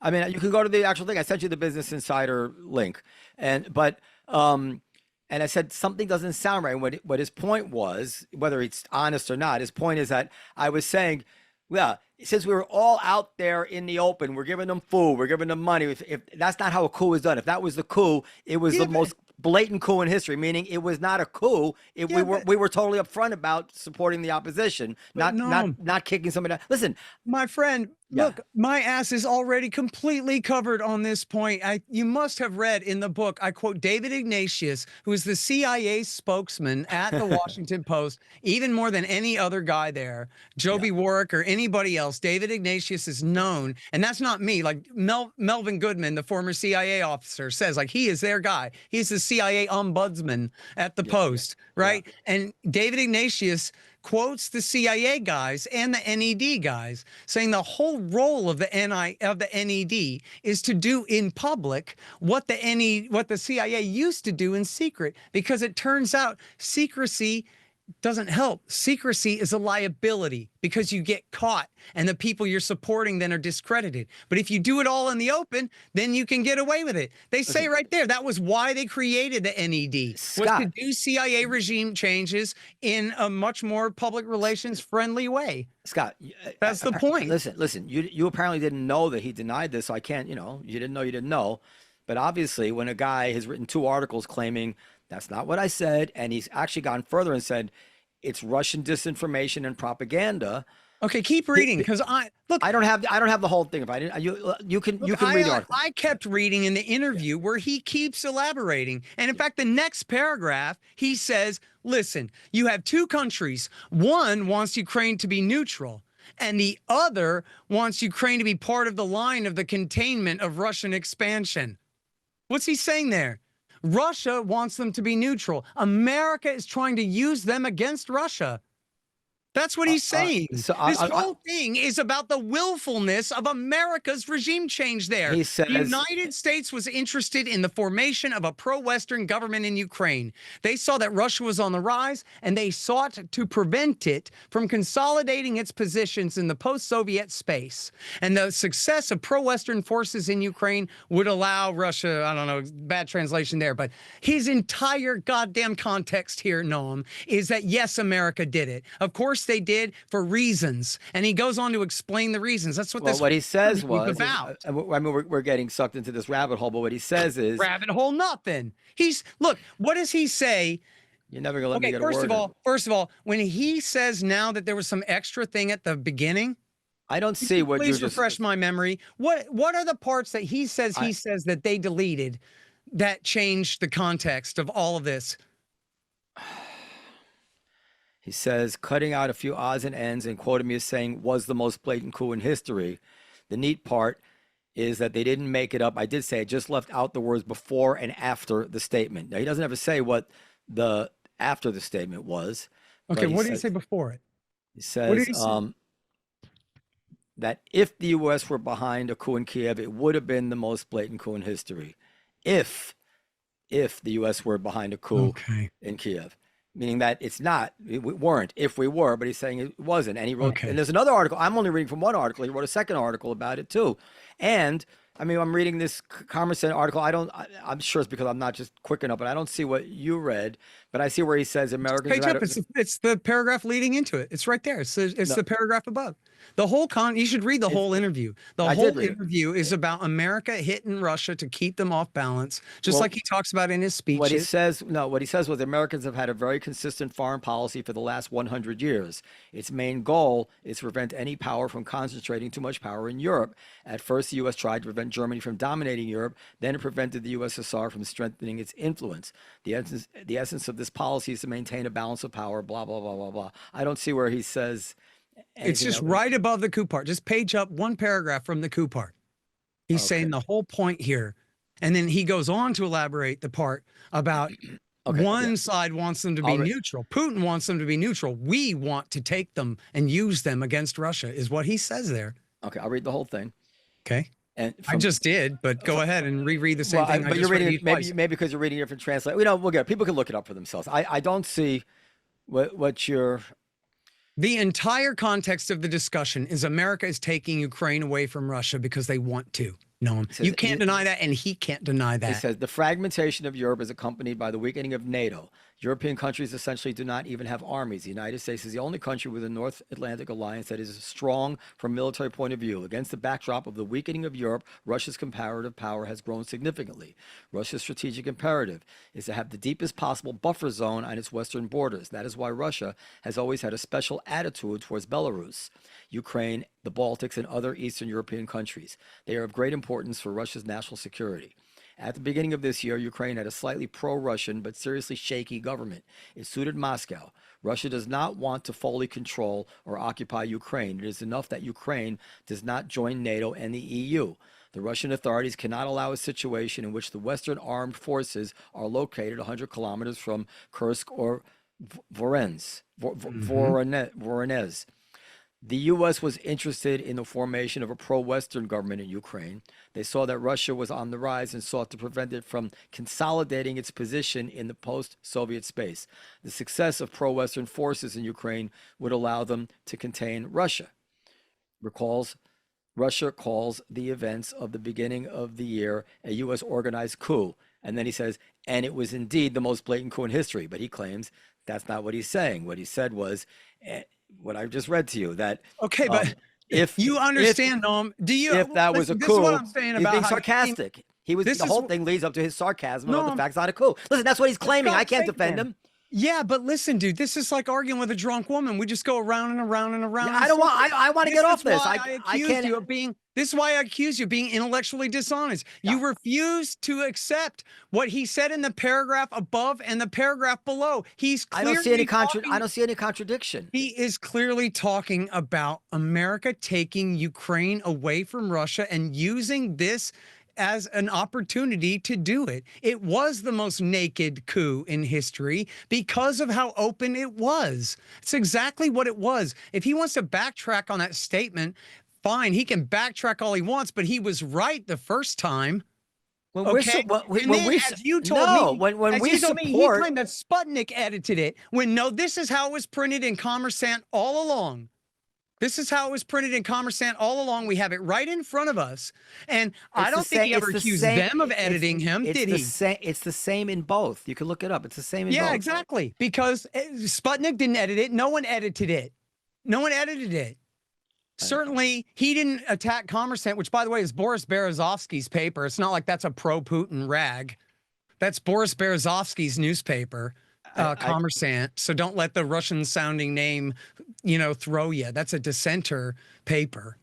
And look at the entire context of what he's saying. America's trying to take Ukraine away from them. And yeah, it was the most naked coup in history. And yeah, we're trying to take Ukraine away from them again. It's like a sandwich. It's a coup d'etat sandwich with America's trying to take Ukraine away from Russia in the paragraphs above and below, Noam. But you just pretend you don't remember that part now. I'm not pretending anything. First of all, the Sputnik thing, it just reads like he didn't realize that Commerçant also published it. He's not saying, I think that's totally relevant. As far as what he's saying in the paragraph, it reads to me like he's saying, yes, we were supporting Ukraine because we wanted to prevent them from falling under the Russian yoke. Supporting Ukraine? You mean supporting the groups in the street protesting to try to cancel the last election they lost?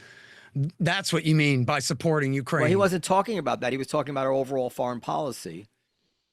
It could be what you're saying, but that's not what it says in the paragraph. I mean, that's what they're discussing. And look, I urge your entire audience to read the entire interview. The whole thing is there. And George Friedman's given multiple speeches about this too, where again, he says, and I'm sorry, I'm almost certain this is the 2015 speech. Forgive me, Noam, if I got my footnote wrong, but it is Friedman who says, listen, if Iran is doing a little better, we hit them. If China is doing a little better, we hit them. If the Russians are making a little more money, we hit them. We find ways to keep them off balance, to keep them under pressure, to keep them under wrap, to do all these things, to make sure that they can't succeed. We do everything we can to hit them, so that we are the dominant power in Europe. That's the background of this whole thing. Okay. Listen, Scott, American dominance in that part of the world. I almost feel like we should cut some of this out, only because it was so bogged down. And all I'm saying is, when a guy says that this was not what I said, this is disinformation, this is propaganda, I don't know about any of the other paragraphs in there either. The guy who seems to be a credible guy is strongly and in an accusing way disassociating himself. In a completely unconvincing way. Well, unconvincing because you want to read more from the same article that he says is not what he said. I don't know. Like I told you, I reached out to him. I'm trying to get him. As a matter of fact, if I do get him, maybe you want to come on with me and you can confront him with these very arguments, because yeah, I'm not against that. And as far as the look, the fact is too that it doesn't matter what George Friedman said to Commerçant. My chapter on this doesn't hinge upon him, doesn't rely upon him. It doesn't rely on any particular type of coup. There are at least 10 different types of coups, and this was one of them. And if the French hadn't coined a term for it yet, they can coin a brand new one and call it a coup de Biden, because he was the one holding the Ukraine brief in the Barack Obama administration. The point I was making is that when I see that a bunch of experts are 9/11 deniers, this denier, people I think are quacks. The fact that the Friedman quote, which actually was significant to me because he's a sober mind, a sober expert, that the fact that he was there saying, no, I meant exactly the opposite, I felt that was a very significant point, and that's why I emailed you to give me a comment on it, because you have relied on that quote. And now, you could say he denies it, but I hold him to it. And as far as Hramadsky, just to read from this article. Maybe I don't know what US 8 is, but it says Hemratsky's meteoric rise has surprised even his founders, who didn't think the station would even be operational by now. The idea is to create a public television online that would operate according to principles of global public mass media like BBC, NPR. In Ukraine, we don't have any stations like this. They are all state-friendly stations. Here, we have brought together journalists who, for various reasons, were either forced to leave central mass media for political reasons, or who left commercial broadcasters who don't provide useful information and who are politically engaged. Other co-founders include Mustafa Naim, a well-known investigative journalist for the opposition newspaper Ukrainskaya Pravda, and Roman Skripin, who founded Channel 5 during the Orange Revolution. So from my naive point of view, what I'm seeing is that this is a corrupt country where the press is quasi-free, and these opposition journalists form a thing to get the opposition point out there, and those are usually the people whose side we're on, right? That's exactly the point. We, being the U.S. government, giving them millions of dollars to create a gigantic, astroturf media movement. It doesn't mean that they had a First Amendment and a wonderful free press and everything was great there before. But look, we don't have a wonderful First Amendment and completely free press here. Our game is extremely rigged, mostly just by money, right? By big pharma money. And it's completely fair. It's completely free. Money. I think it's completely free. Completely free. We have, look, American journalists don't go to prison for journalism, other than that one Fox News reporter that reported on South Korea that Barack Obama prosecuted, and Julian Assange, who they prosecuted or persecuted with the process for years. But typically, Americans don't go to prison. But it's only a brand new phenomenon that the internet is able to give the regular Americans a chance to break free of what had previously been an absolute stranglehold of the Times, the Post, and the Journal. Dan Rather, Tom Brokaw, and Peter Jennings, and NPR and PBS News. And yet, if the Chinese and the Russians came in and poured tens of millions of dollars into all these media organizations, the ones that you hate and fear the most, then you would have an exceptional problem. If Tucker Carlson was actually bankrolled by Russia, and Candace Owens was actually bankrolled by Russia, and all these other people who are creating these, Joe Rogan, these people with these independent media empires, they're actually secretly getting millions of dollars from Russia, China, American adversaries. You would not accept that. And they would be completely discredited as sock puppets of a foreign power, except to the people who totally agreed with them and didn't mind. But to everybody else, and that's the whole thing. Right. So that's but why are these journalists not discredited in Ukraine, except that the citizens of Ukraine believe them and think they're on their side? Which ones? The people that are receiving, that you say, money from Western sources. Right. But this is the thing. They're not discredited. We would find them discredited because they don't represent how we feel. But you have to look at a population map. How do you get a million people? How do you get a million people to turn out in a few weeks for something that they don't deeply believe? I didn't say that they did. But look, the point is, they don't have the resources to show up and do any of it without the Americans doing it for them. And you're forgetting that there's still tens of millions, a couple of 10 million Ukrainians who didn't show up there, who didn't support the Maidan revolution. And even on the eve of the thing, the Washington Post ran in-depth surveys showing that the people of the South and the East, which is the majority of the country and the economic base of the country, rejected the Maidan movement.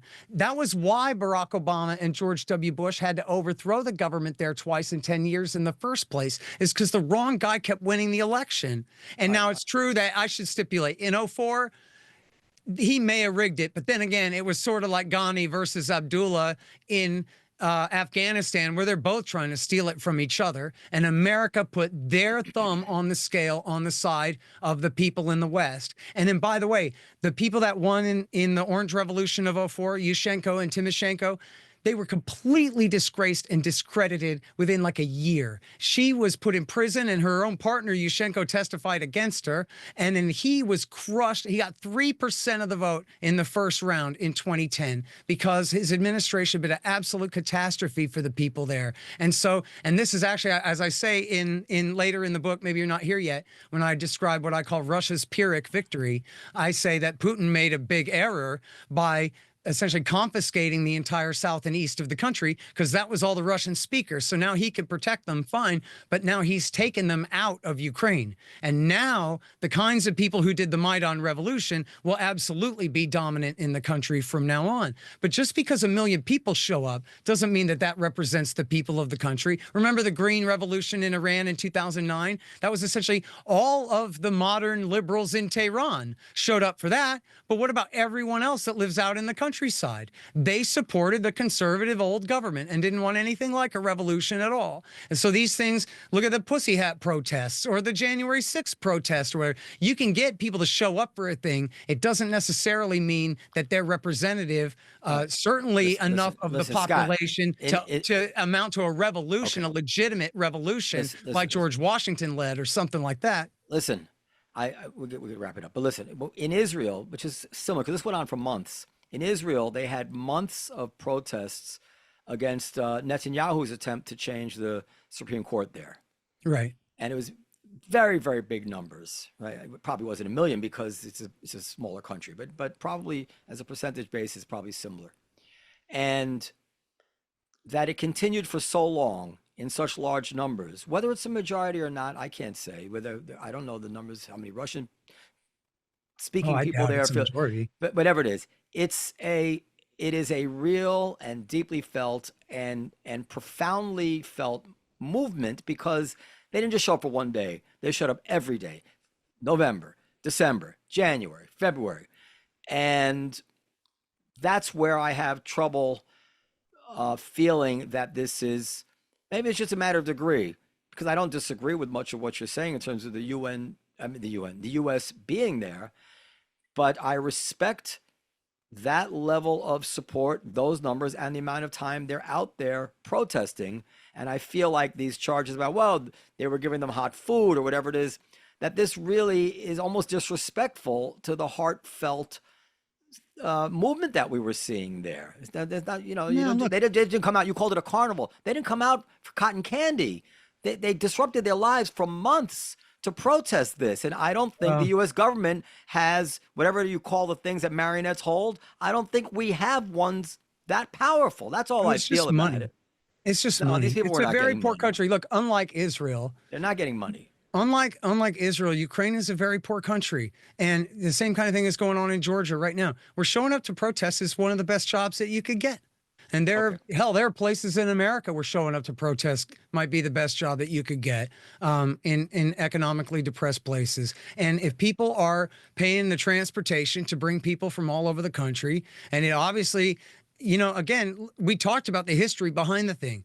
He canceled a deal. This is in the last episode. He canceled a deal that was going to push them closer to the European Union and further away from Russia. And when he canceled that deal, the people, especially of the far west of the country, who hate Russia and wanted nothing to do with Russia, they came out to support. But someone was paying for all those buses to bring them from Lviv. And someone was paying for all that hot food and all that entertainment, all the electricity and all that they needed to stay out there. So everybody's an individual. I never said that the people there don't have minds or exist. But the fact of the matter is, like I quote the people in the thing saying, they couldn't have done it without us. Scott. And that's the point. Listen, I'm enjoying talking to you very much. It's really you're a great sparring partner. I hope we do this again about other subjects in the future. Maybe we'll get a chess clock so we can. But my question to you is this: before you go, we've done like 3.5 hours or something crazy. I want to edit it down. I want to edit it down in good faith. I am at the same time. Nah, you should just run the whole thing, man. Well, what I was going to suggest, like long-form podcasts. I'm fine doing it. What I was going to suggest is that I have an edited version and then release the entire thing. By the way, it drives me up a fucking wall that any current media outlet edits down an interview and then doesn't release all the footage. Like, I get it. You have 15 minutes on 60 Minutes. You want to cut it down. That's fine. But put the entire footage on the internet. What kind of game are you playing here? There's no TV interview. You don't even need two versions, man. Yeah. You don't need to do two versions. I feel it should be your decision. But you do agree with me, right? It's fucking outrageous the way they just have cutting room floor footage.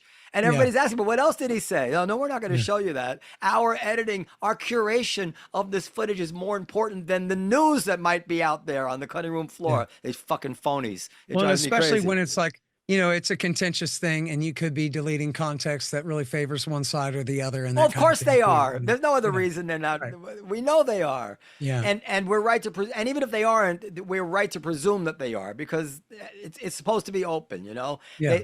They're using as a pretext the fact that in the old days, you only had so much, room on a newspaper and it was broadcast TV and you couldn't record and you had to make tough choices. Which, by the way, in the 1953 coup, there were a bunch of protesters out there for months too, supporting that. They dressed it up to look just like a revolution. And in fact, I kept you on too long for you to make that point. Go ahead. I know I did. The wisdom of the staircase, but I'm still on it. It's a long staircase. The CIA and the State Department recommended that Jimmy Carter send the Ayatollah back to Iran. Remember, he was in Paris, France. Why would they send him home to Iran? It was because America asked him to. Why? It's because the CIA said, we know this guy. He helped us overthrow Mossadegh 25 years ago. We like him. Well, what was the Ayatollah Khomeini's role against Mossadegh in 53? He was part of a group of religious right-wingers who went out to protest and call him a commie. And they did, all kinds of things to frame up the commies and to drive a right-wing protest movement out in the streets to create pressure to overthrow Mossadegh. Now, no one would say that the Ayatollah Khomeini was nothing but a sock puppet with nothing but a sweaty gym sock for a brain. He was an individual human man doing what he wanted, which was also exactly what Kermit Roosevelt and the CIA wanted him to do too. So listen, I don't know see how that's what made the difference there. I don't know anything about Kermit Roosevelt. Is that the professor, right? I don't know anything about the Ayatollah, but I will. He was a frog. I'm going to leave you with one last question. Okay. Tell me something. Just give me one thing that the Russians have done that's bad. They must have done something. I mean, we're nosing around in everybody's business. What have they done that's bad? As I write in the book, they shouldn't have done this invasion. I mean in terms of undermining, trying to destabilize, engineer a coup, something. Well, since the fall of the Soviet Union, before or after? Well, look, I mean, since the fall of the Soviet Union, they played real hardball over the EU agreement. They could have been more agreeable about all of that. But they didn't poison anybody. They didn't violate the Minsk agreements. They're not up to any no good anywhere. Well, no, they didn't violate the Minsk agreements. That was Ukraine and America. I don't know. I'm asking. Minsk, yeah. But like on the assassinations, I mean, there's really a lot of doubt raised about those. I think it clearly was these Russian nationals that poisoned Litvinenko. I think that's proven. I show that in the book, that I think that Lord Owen, in his report, that he was a former Russian spy who was poisoned in England in 2005. Orders from the top, from Putin? No one ever demonstrated that. And in fact, the radioactive substance is very easy to make. And there are a lot of different laboratories in the world that could do it. And there is a robust nuclear smuggling underground around the world. That's not necessarily for nuclear weapons, but it's there. And Berezovsky and Litvinenko and others around him had been involved in nuclear smuggling before. It looks like it was an assassination against him, but it's not clear what the motive was. And I think it's highly doubtful that it was Putin that ordered it. Isn't it strange that this former KGB dictator, corrupted with power like every dictator always is, plays things so on the up and up and keeps his nose so clean and respects so much international law and mores? I don't buy that. But saying that when George Bush and all of his men tell 1,000 lies against Saddam Hussein, it doesn't mean that he's a good person just because 1,000 things that they said against him aren't true. There are plenty of things about Saddam Hussein that are true. I asked you what's true about Putin, but what's true about Putin? Yeah, well, I mean, for one thing, when he came and took over the country, he replaced the previous oligarchs with his own.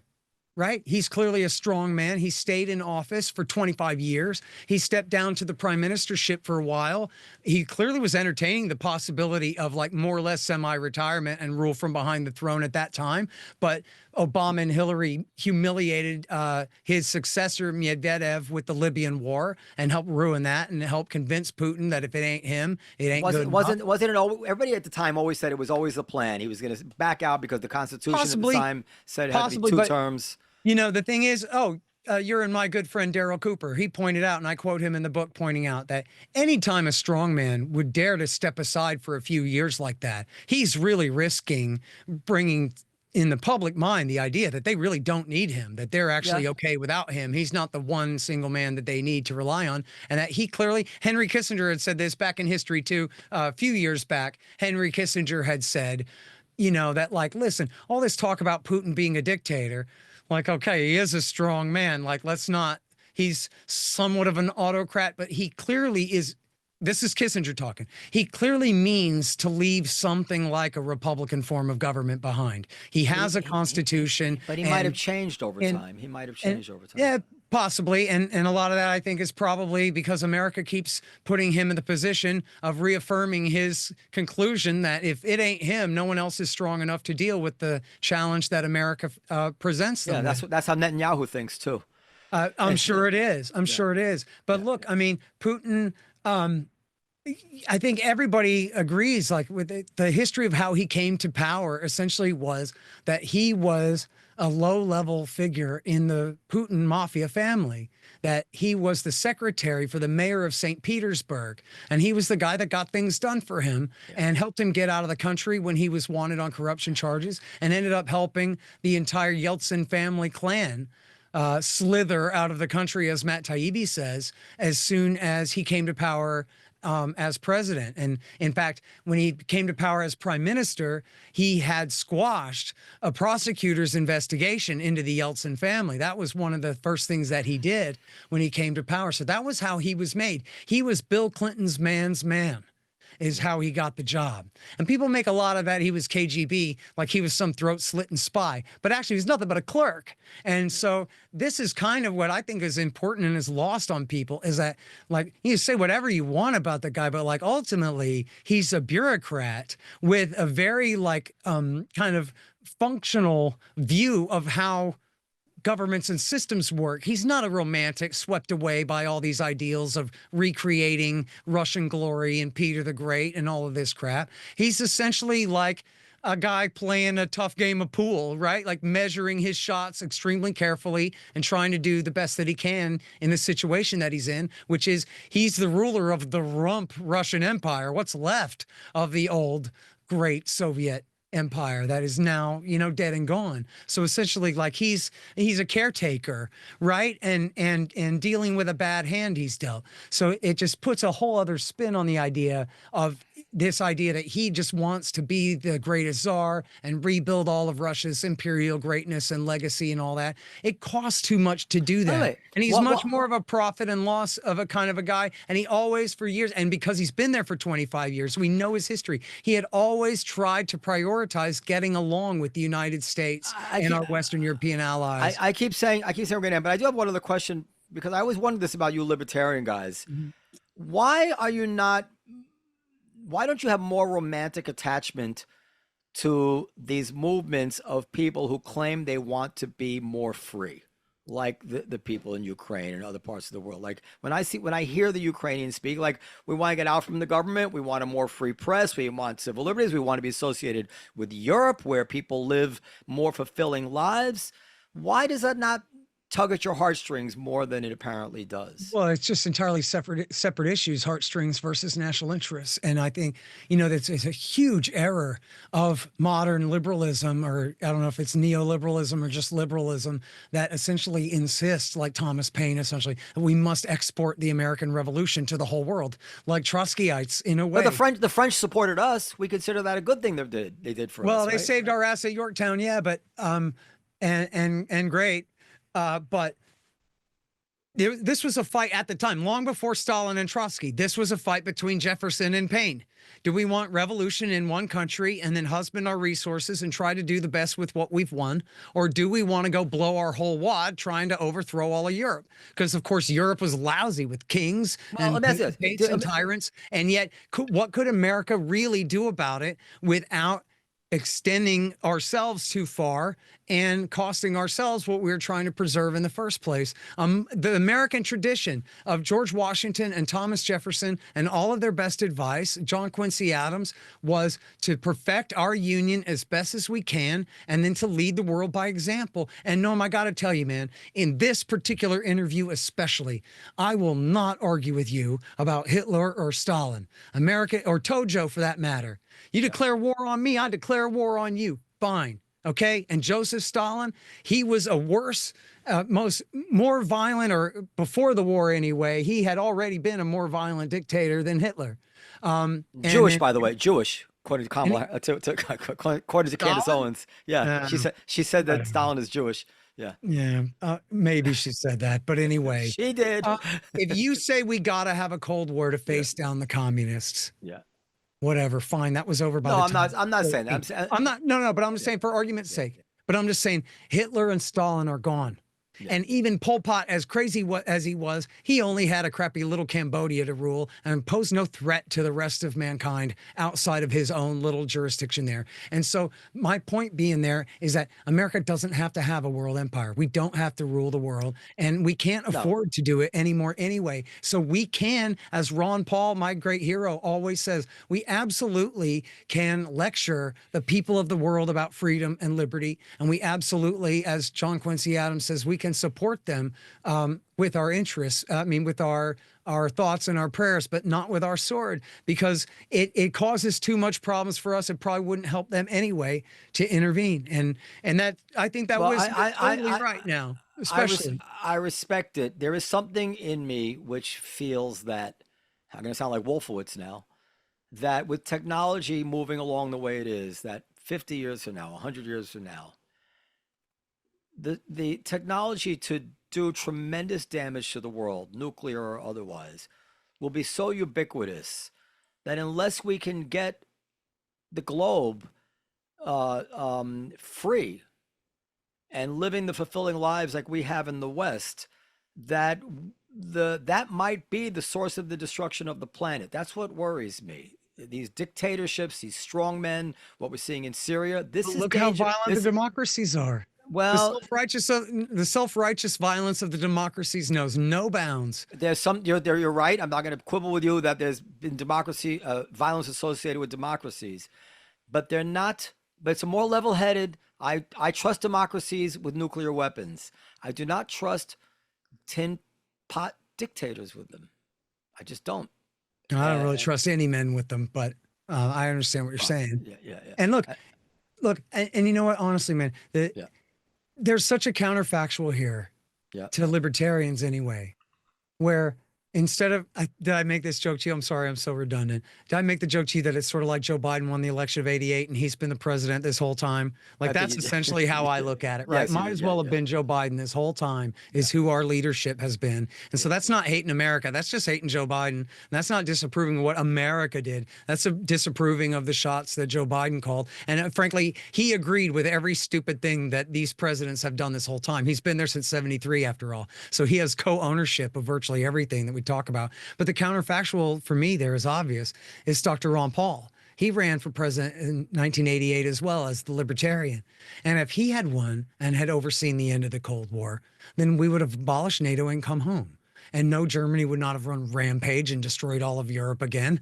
They would have expanded the EU trade agreement and created their own little USE, as they have done, only without us. And it would have been fine. And there's no reason to think that that China and Japan would have broke out in war or whatever, any of these things. If you look at, this would be the one time you'll ever catch me giving credit to Bill Clinton for anything, but he sent Madeleine Albright over there to make a deal with North Korea that said, listen, you stay in the Non-Proliferation Treaty and allow the inspectors in your country and don't turn your Soviet era nuclear reactor back on. And we will give you money and fuel oil and light water nuclear reactors that can't produce weapons grade waste. And that was a good deal. And it was just the beginning of a deal. They could have ended the Korean War. They could have had even reunification, but they definitely could have had peace. And then W. Bush came in, and he and John Bolton, they tore up that agreed framework deal. They lied about North Korea, added sanctions on them, and threatened them with a nuclear first strike in their defense posture review of December of 2002. And only then did North Korea withdraw from the treaty, kick the inspectors out of the country, turn their nuclear reactor back on, and then months later begin harvesting the plutonium out of it and making nuclear bombs. Now they have nuclear bombs because of poor American leadership. It's Simple always as that. America. It's always 'Cause- America. I meant because to ask. we had a deal, and then we broke the deal, man. Yeah, I know. We're the only ones who break deals. And the only I didn't say that. I said that's what happened in the case of North Korea. George Bush and John Bolton pushed Kim Jong-il to nuclear weapons. All right. You know what? I don't know the details, but I see what this guy does to his country. Oh, I forgot to ask you about the Budapest memorandum, whatever it is, if Putin violated that. Another time. Listen, Well, he did, but we did first. America promised not to intervene in the internal affairs in Ukraine in that same Budapest memorandum before Putin ever decided to obviously violate Ukrainian sovereignty with his tanks and infantry there. But there's a mechanism for violations. Invasion is not one of the allowed mechanisms for violations of a treaty, is it? On the other hand, the UN Security Council, which is the mechanism, ratified the Minsk II peace deal, but then the Western allies refused to implement it and refused to pressure Kiev to implement it. In fact, the Americans pressured them not to implement it. And I have all the collection of quotes in here from Angela Merkel and Holland, Poroshenko and Zelensky and many of their ministers, and all of them saying, we never meant to implement Minsk II. It doesn't matter that it was the international law rubber stamped by Obama and the UNSC. It only matters that we were biding for time to build up our military forces before the war broke out again. They all say, I have a whole collection of quotes, more than I could even believe. I was surprised how many people said that.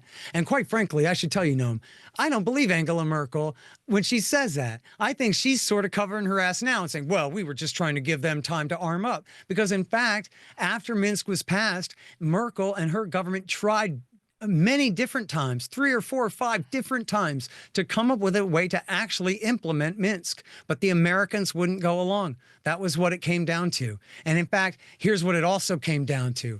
For one example, in 2019, the current president of Ukraine, Zelensky, who is a Russian-speaking Jew from Kharkiv, I'm almost certain from Kharkiv, in the eastern part of the country, although not the very far east, he ran on peace, and he was elected on peace, and he did pretty good even out west, where people wanted to end the war.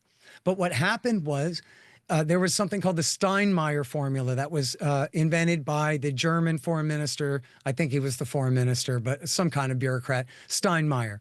And the formula said, well, we'll do the elections and we'll secure the border and whatever, and had an order for implementing Minsk that would be more orderly, that hopefully they could get people to agree to. And Zelensky said that he was going to do it. He tried to begin to implement it. And then you know what happened? A bunch of neo-Nazis held rallies across the country where they threatened to murder him. Okay, they said no to capitulation. If you sign this deal, and I'm not saying that's Victoria Nuland, I'm saying that's a bunch of Hitler-loving Nazis. They said, if you do this, we'll hang you from a tree.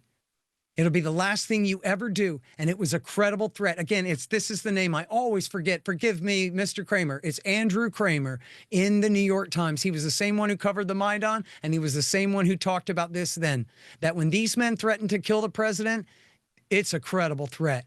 It's not like just some goofball threatening Joe Biden and gets rolled up by the FBI or the Secret Service. These men have the ability to carry out these threats, and the president is in danger. And so he can't. That was it. They're the ones who killed the deal. It was a bunch of neo-Nazis threatening to kill the president. In a sense, they're captive. But they signed a deal to promise to respect Ukraine's territorial integrity. Ukraine gave back those nuclear weapons. I know they probably couldn't launch them, but they were important enough that they were a quid pro quo for the deal. So obviously people were worried about them. And the deal said that in the event of a conflict, there would be a consultation. And when Saddam Hussein was not obeying his treaties after the first Gulf War and America went into Iraq again, you didn't think that was okay. Anyway, Well, whatever. he Listen, wasn't in violation. Saddam he was. Hussein wasn't in violation of his treaties. Of course he was. He was. No, he wasn't. All the oil for food smuggling. There was all sorts of violations. I don't recall it off the top of my head. Well, whatever. Every last canister of mustard gas was destroyed by the end of 1991. He had tried to cheat and hold on to some. Well, Scott Ritter was right. Year, Scott Ritter was right all along. Well, on that particular point, he was correct about that. The UN, it wasn't just him. The United Nations. By the way, can I stop you? I want to stop you there. I want to stop you there because we got to go. But I'll tell you something about Scott Ritter because you might like this. That actually changed my outlook on a lot of things because he was so dragged in the mud and so discredited by everybody who attacked him at the time when he was claiming Iraq didn't have any weapons. And he is a disagreeable person, and more so now that I read him and I can't stand him. But he was telling the truth about that at the time, at least unless it was a coincidence.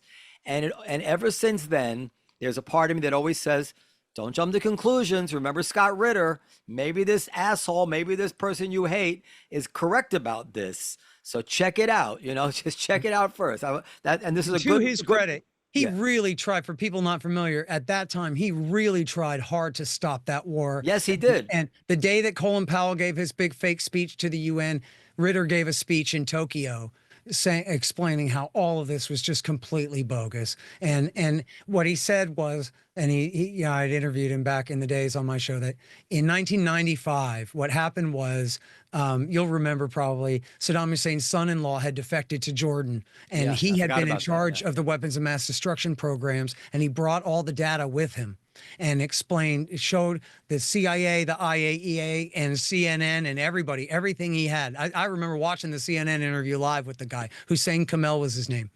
And Saddam Hussein panicked because he knew that this guy had given everything, and he was afraid that it would prove that he had not given everything somehow. So he ordered his men to take every scrap of paper you possibly can and give it to the UN now. And that is essentially the same 12,000-page dossier that he gave to the UN in 2002 when he was saying, this is all I got. You guys have it all. It's already declared, and you have every bit of it. And he was telling the truth. And in fact, it turns out we know from his CIA interrogator that he was semi-retired and writing a romance novel at the time of the war, far from plotting an attack with Al-Qaeda against the United States. He was writing a romance novel and sitting in his lonely attic. But he didn't want to let his neighbors know that he had no weapons, right? Not true. He gave a 12,000-page dossier to the UN, swearing before Allah. But nobody believed that. He apparently, from what I remember, he would say that, but then nobody believed it because in other ways he would act like he was winking his eyes and to intimidate the people who. True. Well, he didn't want examples of that. There are no examples of that. He didn't want Iran. Everybody knew he didn't have it. Everybody knew. All the intelligence agencies knew and lied. Yes. Yes. Especially including the CIA, MI6, and the Israeli Mossad. So Tony Blair knew it wasn't true when he brought the country to war. Yes, of course. His own head of MI6, Richard Dearlove, wrote the famous memo that said the intelligence is being fixed around the policy. Why did Tony Blair want to go to war? Well, because George Bush asked him very nicely was the main thing, because he decided politically he was never going to sacrifice the partnership with the United States, and he knew George Bush was determined to do it. But he was the one, like Colin Powell, it was the two of them who insisted that Bush at least go to the UN first, because he was afraid he's going to go to jail for launching an aggressive war without a UN Security Council resolution. But Powell believed it. Powell believed it, right? Because he was mad after No, Powell knew he was lying too. And his former chief of staff, Colonel Lawrence Wilkerson, has told this story many times, that they knew they were lying. And what they did that was right was they threw out Scooter Libby's speech, which had the most ridiculous claims in it that would have just been laughed right out of court. And so instead they went with only CIA claims, which were also bogus. And as Wilkerson says, they were essentially trying very hard to can we include this? Do we really believe that? And then still it was a bunch of nonsense. But if they're lying, if they're simply lying all along, what do they care what they include? It's only a matter of what they can get away with. Because for one example, Libby had included that the Iraqi diplomat Anas Ali had met with Mohammed Atta, the lead hijacker in Prague, Czech Republic, and given him a flask of anthrax. And that was such BS that the CIA and the FBI had roundly and determinedly debunked it. And so that was the kind of thing that was so ridiculously false. It was going to be embarrassing if they had gone that far. Last question. Really last question. If you are going to lie so cynically and bring the entire world to war on the claim that Saddam Hussein has weapons of mass destruction, how could you not plan what you were going to do when you got there? How come nobody planted? They did. They had plans to, but they fell through. They had plans to plant weapons on them that fell through. In fact, my wife wrote about this at the time. She had great sources. Send me that when we get off. I've never heard that. I bet I can find that. It's unbelievable. There's too many moving parts, and they couldn't get American soldiers and spies to go along with it. There's too many patriots wouldn't tell the lie. That was why it didn't happen. But the same patriots had a plan. The neocons had a plan. They were going to frame up Saddam and Iran for working together on smuggling some nuclear material. That was one of the lies that they were trying to push, but they weren't able to put it together. The same patriots who were ready to lie and cover it up for the rest of their lives that Israel bombed the U.S. liberty, knowing, I mean, and all the people, Johnson, no, not the same ones. No, I mean figuratively, but somehow when it came to Iraq, figuratively, he's doing a lot of heavy lifting here. No, it's not. No, it's not. Point is that you couldn't find one person who was ready to do the United States bidding to plant some vials against, like, to frame. Well, police, I didn't say they couldn't find one person. Police always frame guilty people. They feel good about framing guilty people. I didn't say they couldn't find one person. I said they couldn't get enough people to do it. They had a plan to do it. That's you more need than one person to sprinkle some. There was a plan to plant weapons of mass destruction in Iraq, and that plan fell through. And they didn't do it because they couldn't, because it was too many moving parts. It was too many people would know they were lying who would not let them get away with it at the time. You're talking about, it's a land invasion and many people of many jurisdictions overlapping there. It was too much to get away with, but they did have a plan. That's amazing to me that you believe that. That's amazing to me that you believe that. It's just not plausible to me that they go through all this trouble and have no working plan to plant something in Iraq. I just said the exact opposite of that, but you refuse to hear me. No, I'm sorry. Forgive me. Yes, you're saying that they had a plan, but it didn't work, and so they didn't do it. And there's nobody coming out. I have not seen one. 20 years since I read the piece, but I bet I could find it. Yeah, fine. I could find it later. Send it to me. Send it to me. I gotta go. Dude, I hope you're gonna come to the Olive Tree or the Comedy Cellar when you get to New York, so we can really have a conversation. I really do like your book, and I learned a lot from it, and I appreciate the time. I don't want to cut you off if you want to dump this one last thing in there. I'll have to ask the wife. I think, the website she used to write for may not be keeping their archives very well anymore. I may have this reprinted on my own website. I did save some of the best of her journalism from years ago. But yeah, they were lying. And listen, it wasn't just the CIA. It was especially the neocons in the Pentagon that were lying. They bragged that they got 800 bogus stories planted in the news, accusing Saddam's regime of all kinds of things, but especially manufacturing chemical, biological, and attempting to get at least parts to try to develop nuclear weapons. And they boasted about how many fake stories that they were able to succeed in putting into the news and the rest. And then remember what happened. As soon as they got there, they changed the story from weapons to democracy. Well, I think about weapons. Remember?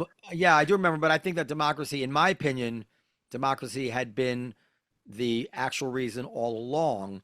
Well, that was part of it. Yeah, I always felt that the weapons were a more easy thing to sell because everybody kind of understood that. So I said, let's just go with the weapons explanation because everybody will buy that. Because you could justify an aggressive war based on democracy. You can't start a war for that. That's right. They would. Well, I don't be sarcastic, but I think to sell to the American public, especially after 9/11, the claim that they have weapons of mass destruction, because we were all panicking about that, was a much more compelling argument and easier to make than saying, no, don't you understand? This is for the future of the world and spreading democracy. This was much more esoteric. So I felt that at the time. That was also cover for, we want to give the power to the Iraqi Shiite supermajority because we've been reassured that we will control them, and then they will lord it over Iran and over Hezbollah, and then we will be the unquestioned. That's where you lose me. That's where you lose me. You give these guys too much credit. It is absolutely ludicrous. It's the stupidest damn thing anybody ever came up with. Your audience could read all about it. It's at my website. I reprinted it. They took it down from the original Israeli think tank that published it. It's called A Clean Break, A New Strategy for Securing the Realm by David Wormser and Richard Pearl. And there's a companion piece called Coping with Crumbling States. And then they wrote a book about it. Pearl did the foreword and Wormser wrote the book. It's called Tyranny's Ally, America's Failure to Remove Saddam Hussein from Power. And all it is a clean break, only in a full-length book version. And the whole plan is, we've been reassured by Ahmed Chalabi, the Iranian spy, Iraqi exile, that if we overthrow Saddam, that we'll be able to put the king of Jordan or his cousin in power. And being a Hashemite, he'll have, with the prophet's blood in his veins, he'll be able to command the allegiance of all the Iraqi Shiite supermajority, which this is total nonsense. They're not going to obey the Hashemites. They didn't in the 20s when the British tried to make them, and they had a fatwa against cooperating with the king at all. But anyway, these guys are idiots. This is a complete fraud that they fell for, that Chalabi had sold them. And then eventually they replaced King Hussein and his cousin on the list, because I think King Hussein died and the new guy, whatever, the cousin, it wasn't going to work.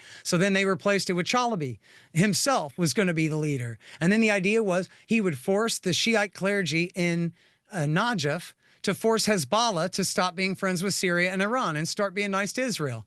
The whole thing is completely nuts. And that was the motive for the neocons getting us into that war. That's what they meant by democracy. It wasn't high-minded ideals. It was running errands for Benjamin Netanyahu. Well, I think we were actually worried at the time about what the Middle East would become after 9/11. We had really highfalutin ideas about spreading Western ideas, and I remember at the time people were talking about Iraq being a more cosmopolitan people, and they were the most likely country to be able to have these kind of institutions. So it all seems ridiculous to even say it out loud after we know how it all played out. But that was the kind of thing that was being said at the time. You remember?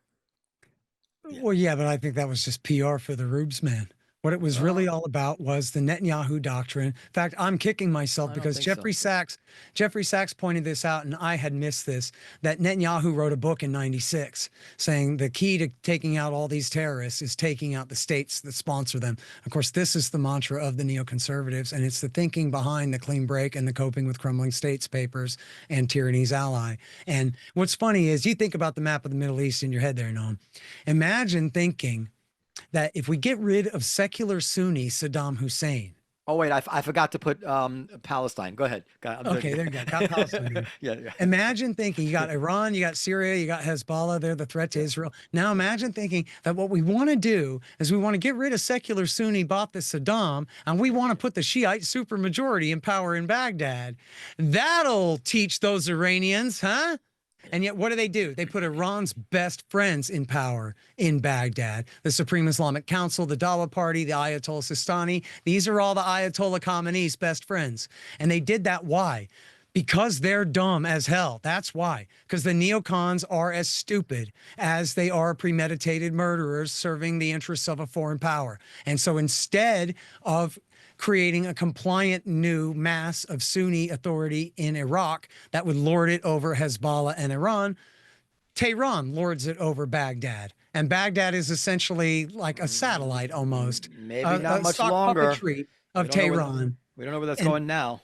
Yeah, we'll see. And this was why they were so determined to take out Assad in Damascus, was because they'd done such a bad job putting Iran up 2 pegs in Baghdad. They had to take them down a peg by doing another regime change in the country next door, even to the degree that they're willing to back a bunch of bin Ladenites in order to do it, which as they did 10 years ago and as we're seeing take place Scott, before our eyes right now. Listen, you're an amazing guy. Your energy and your memory and your command of details, it may be unparalleled in my experience talking with anyone. I mean that as a compliment. There's nothing backhanded about what I just said. I am jealous, and I wish that I could have that command of subject matter that you do. You just got to read my books a bunch of times in a row. Yeah. But anyway, so I really appreciate your time. We said about a half an hour interview. It turned into 2 hours. We started out at each other's throats, but I think it ended nicely. Yeah. And I hope you're happy with it. I will put the whole thing up as you ask, except for the pauses where you're looking stuff up or whatever it is. Sure. All right. And then And yeah. I'm gonna practice doing porch tour comedy with Robbie the Fire, and then you're gonna give me a spot up on that in front of them bricks one day. Oh, I absolutely will. Hell yeah. Happy That'd be to. fun. That would be great. Okay, dude. Thank you very much, and please let me know when you come to New York. All right. Okay, absolutely. Thank you. Okay. Noam. So long, Scott. And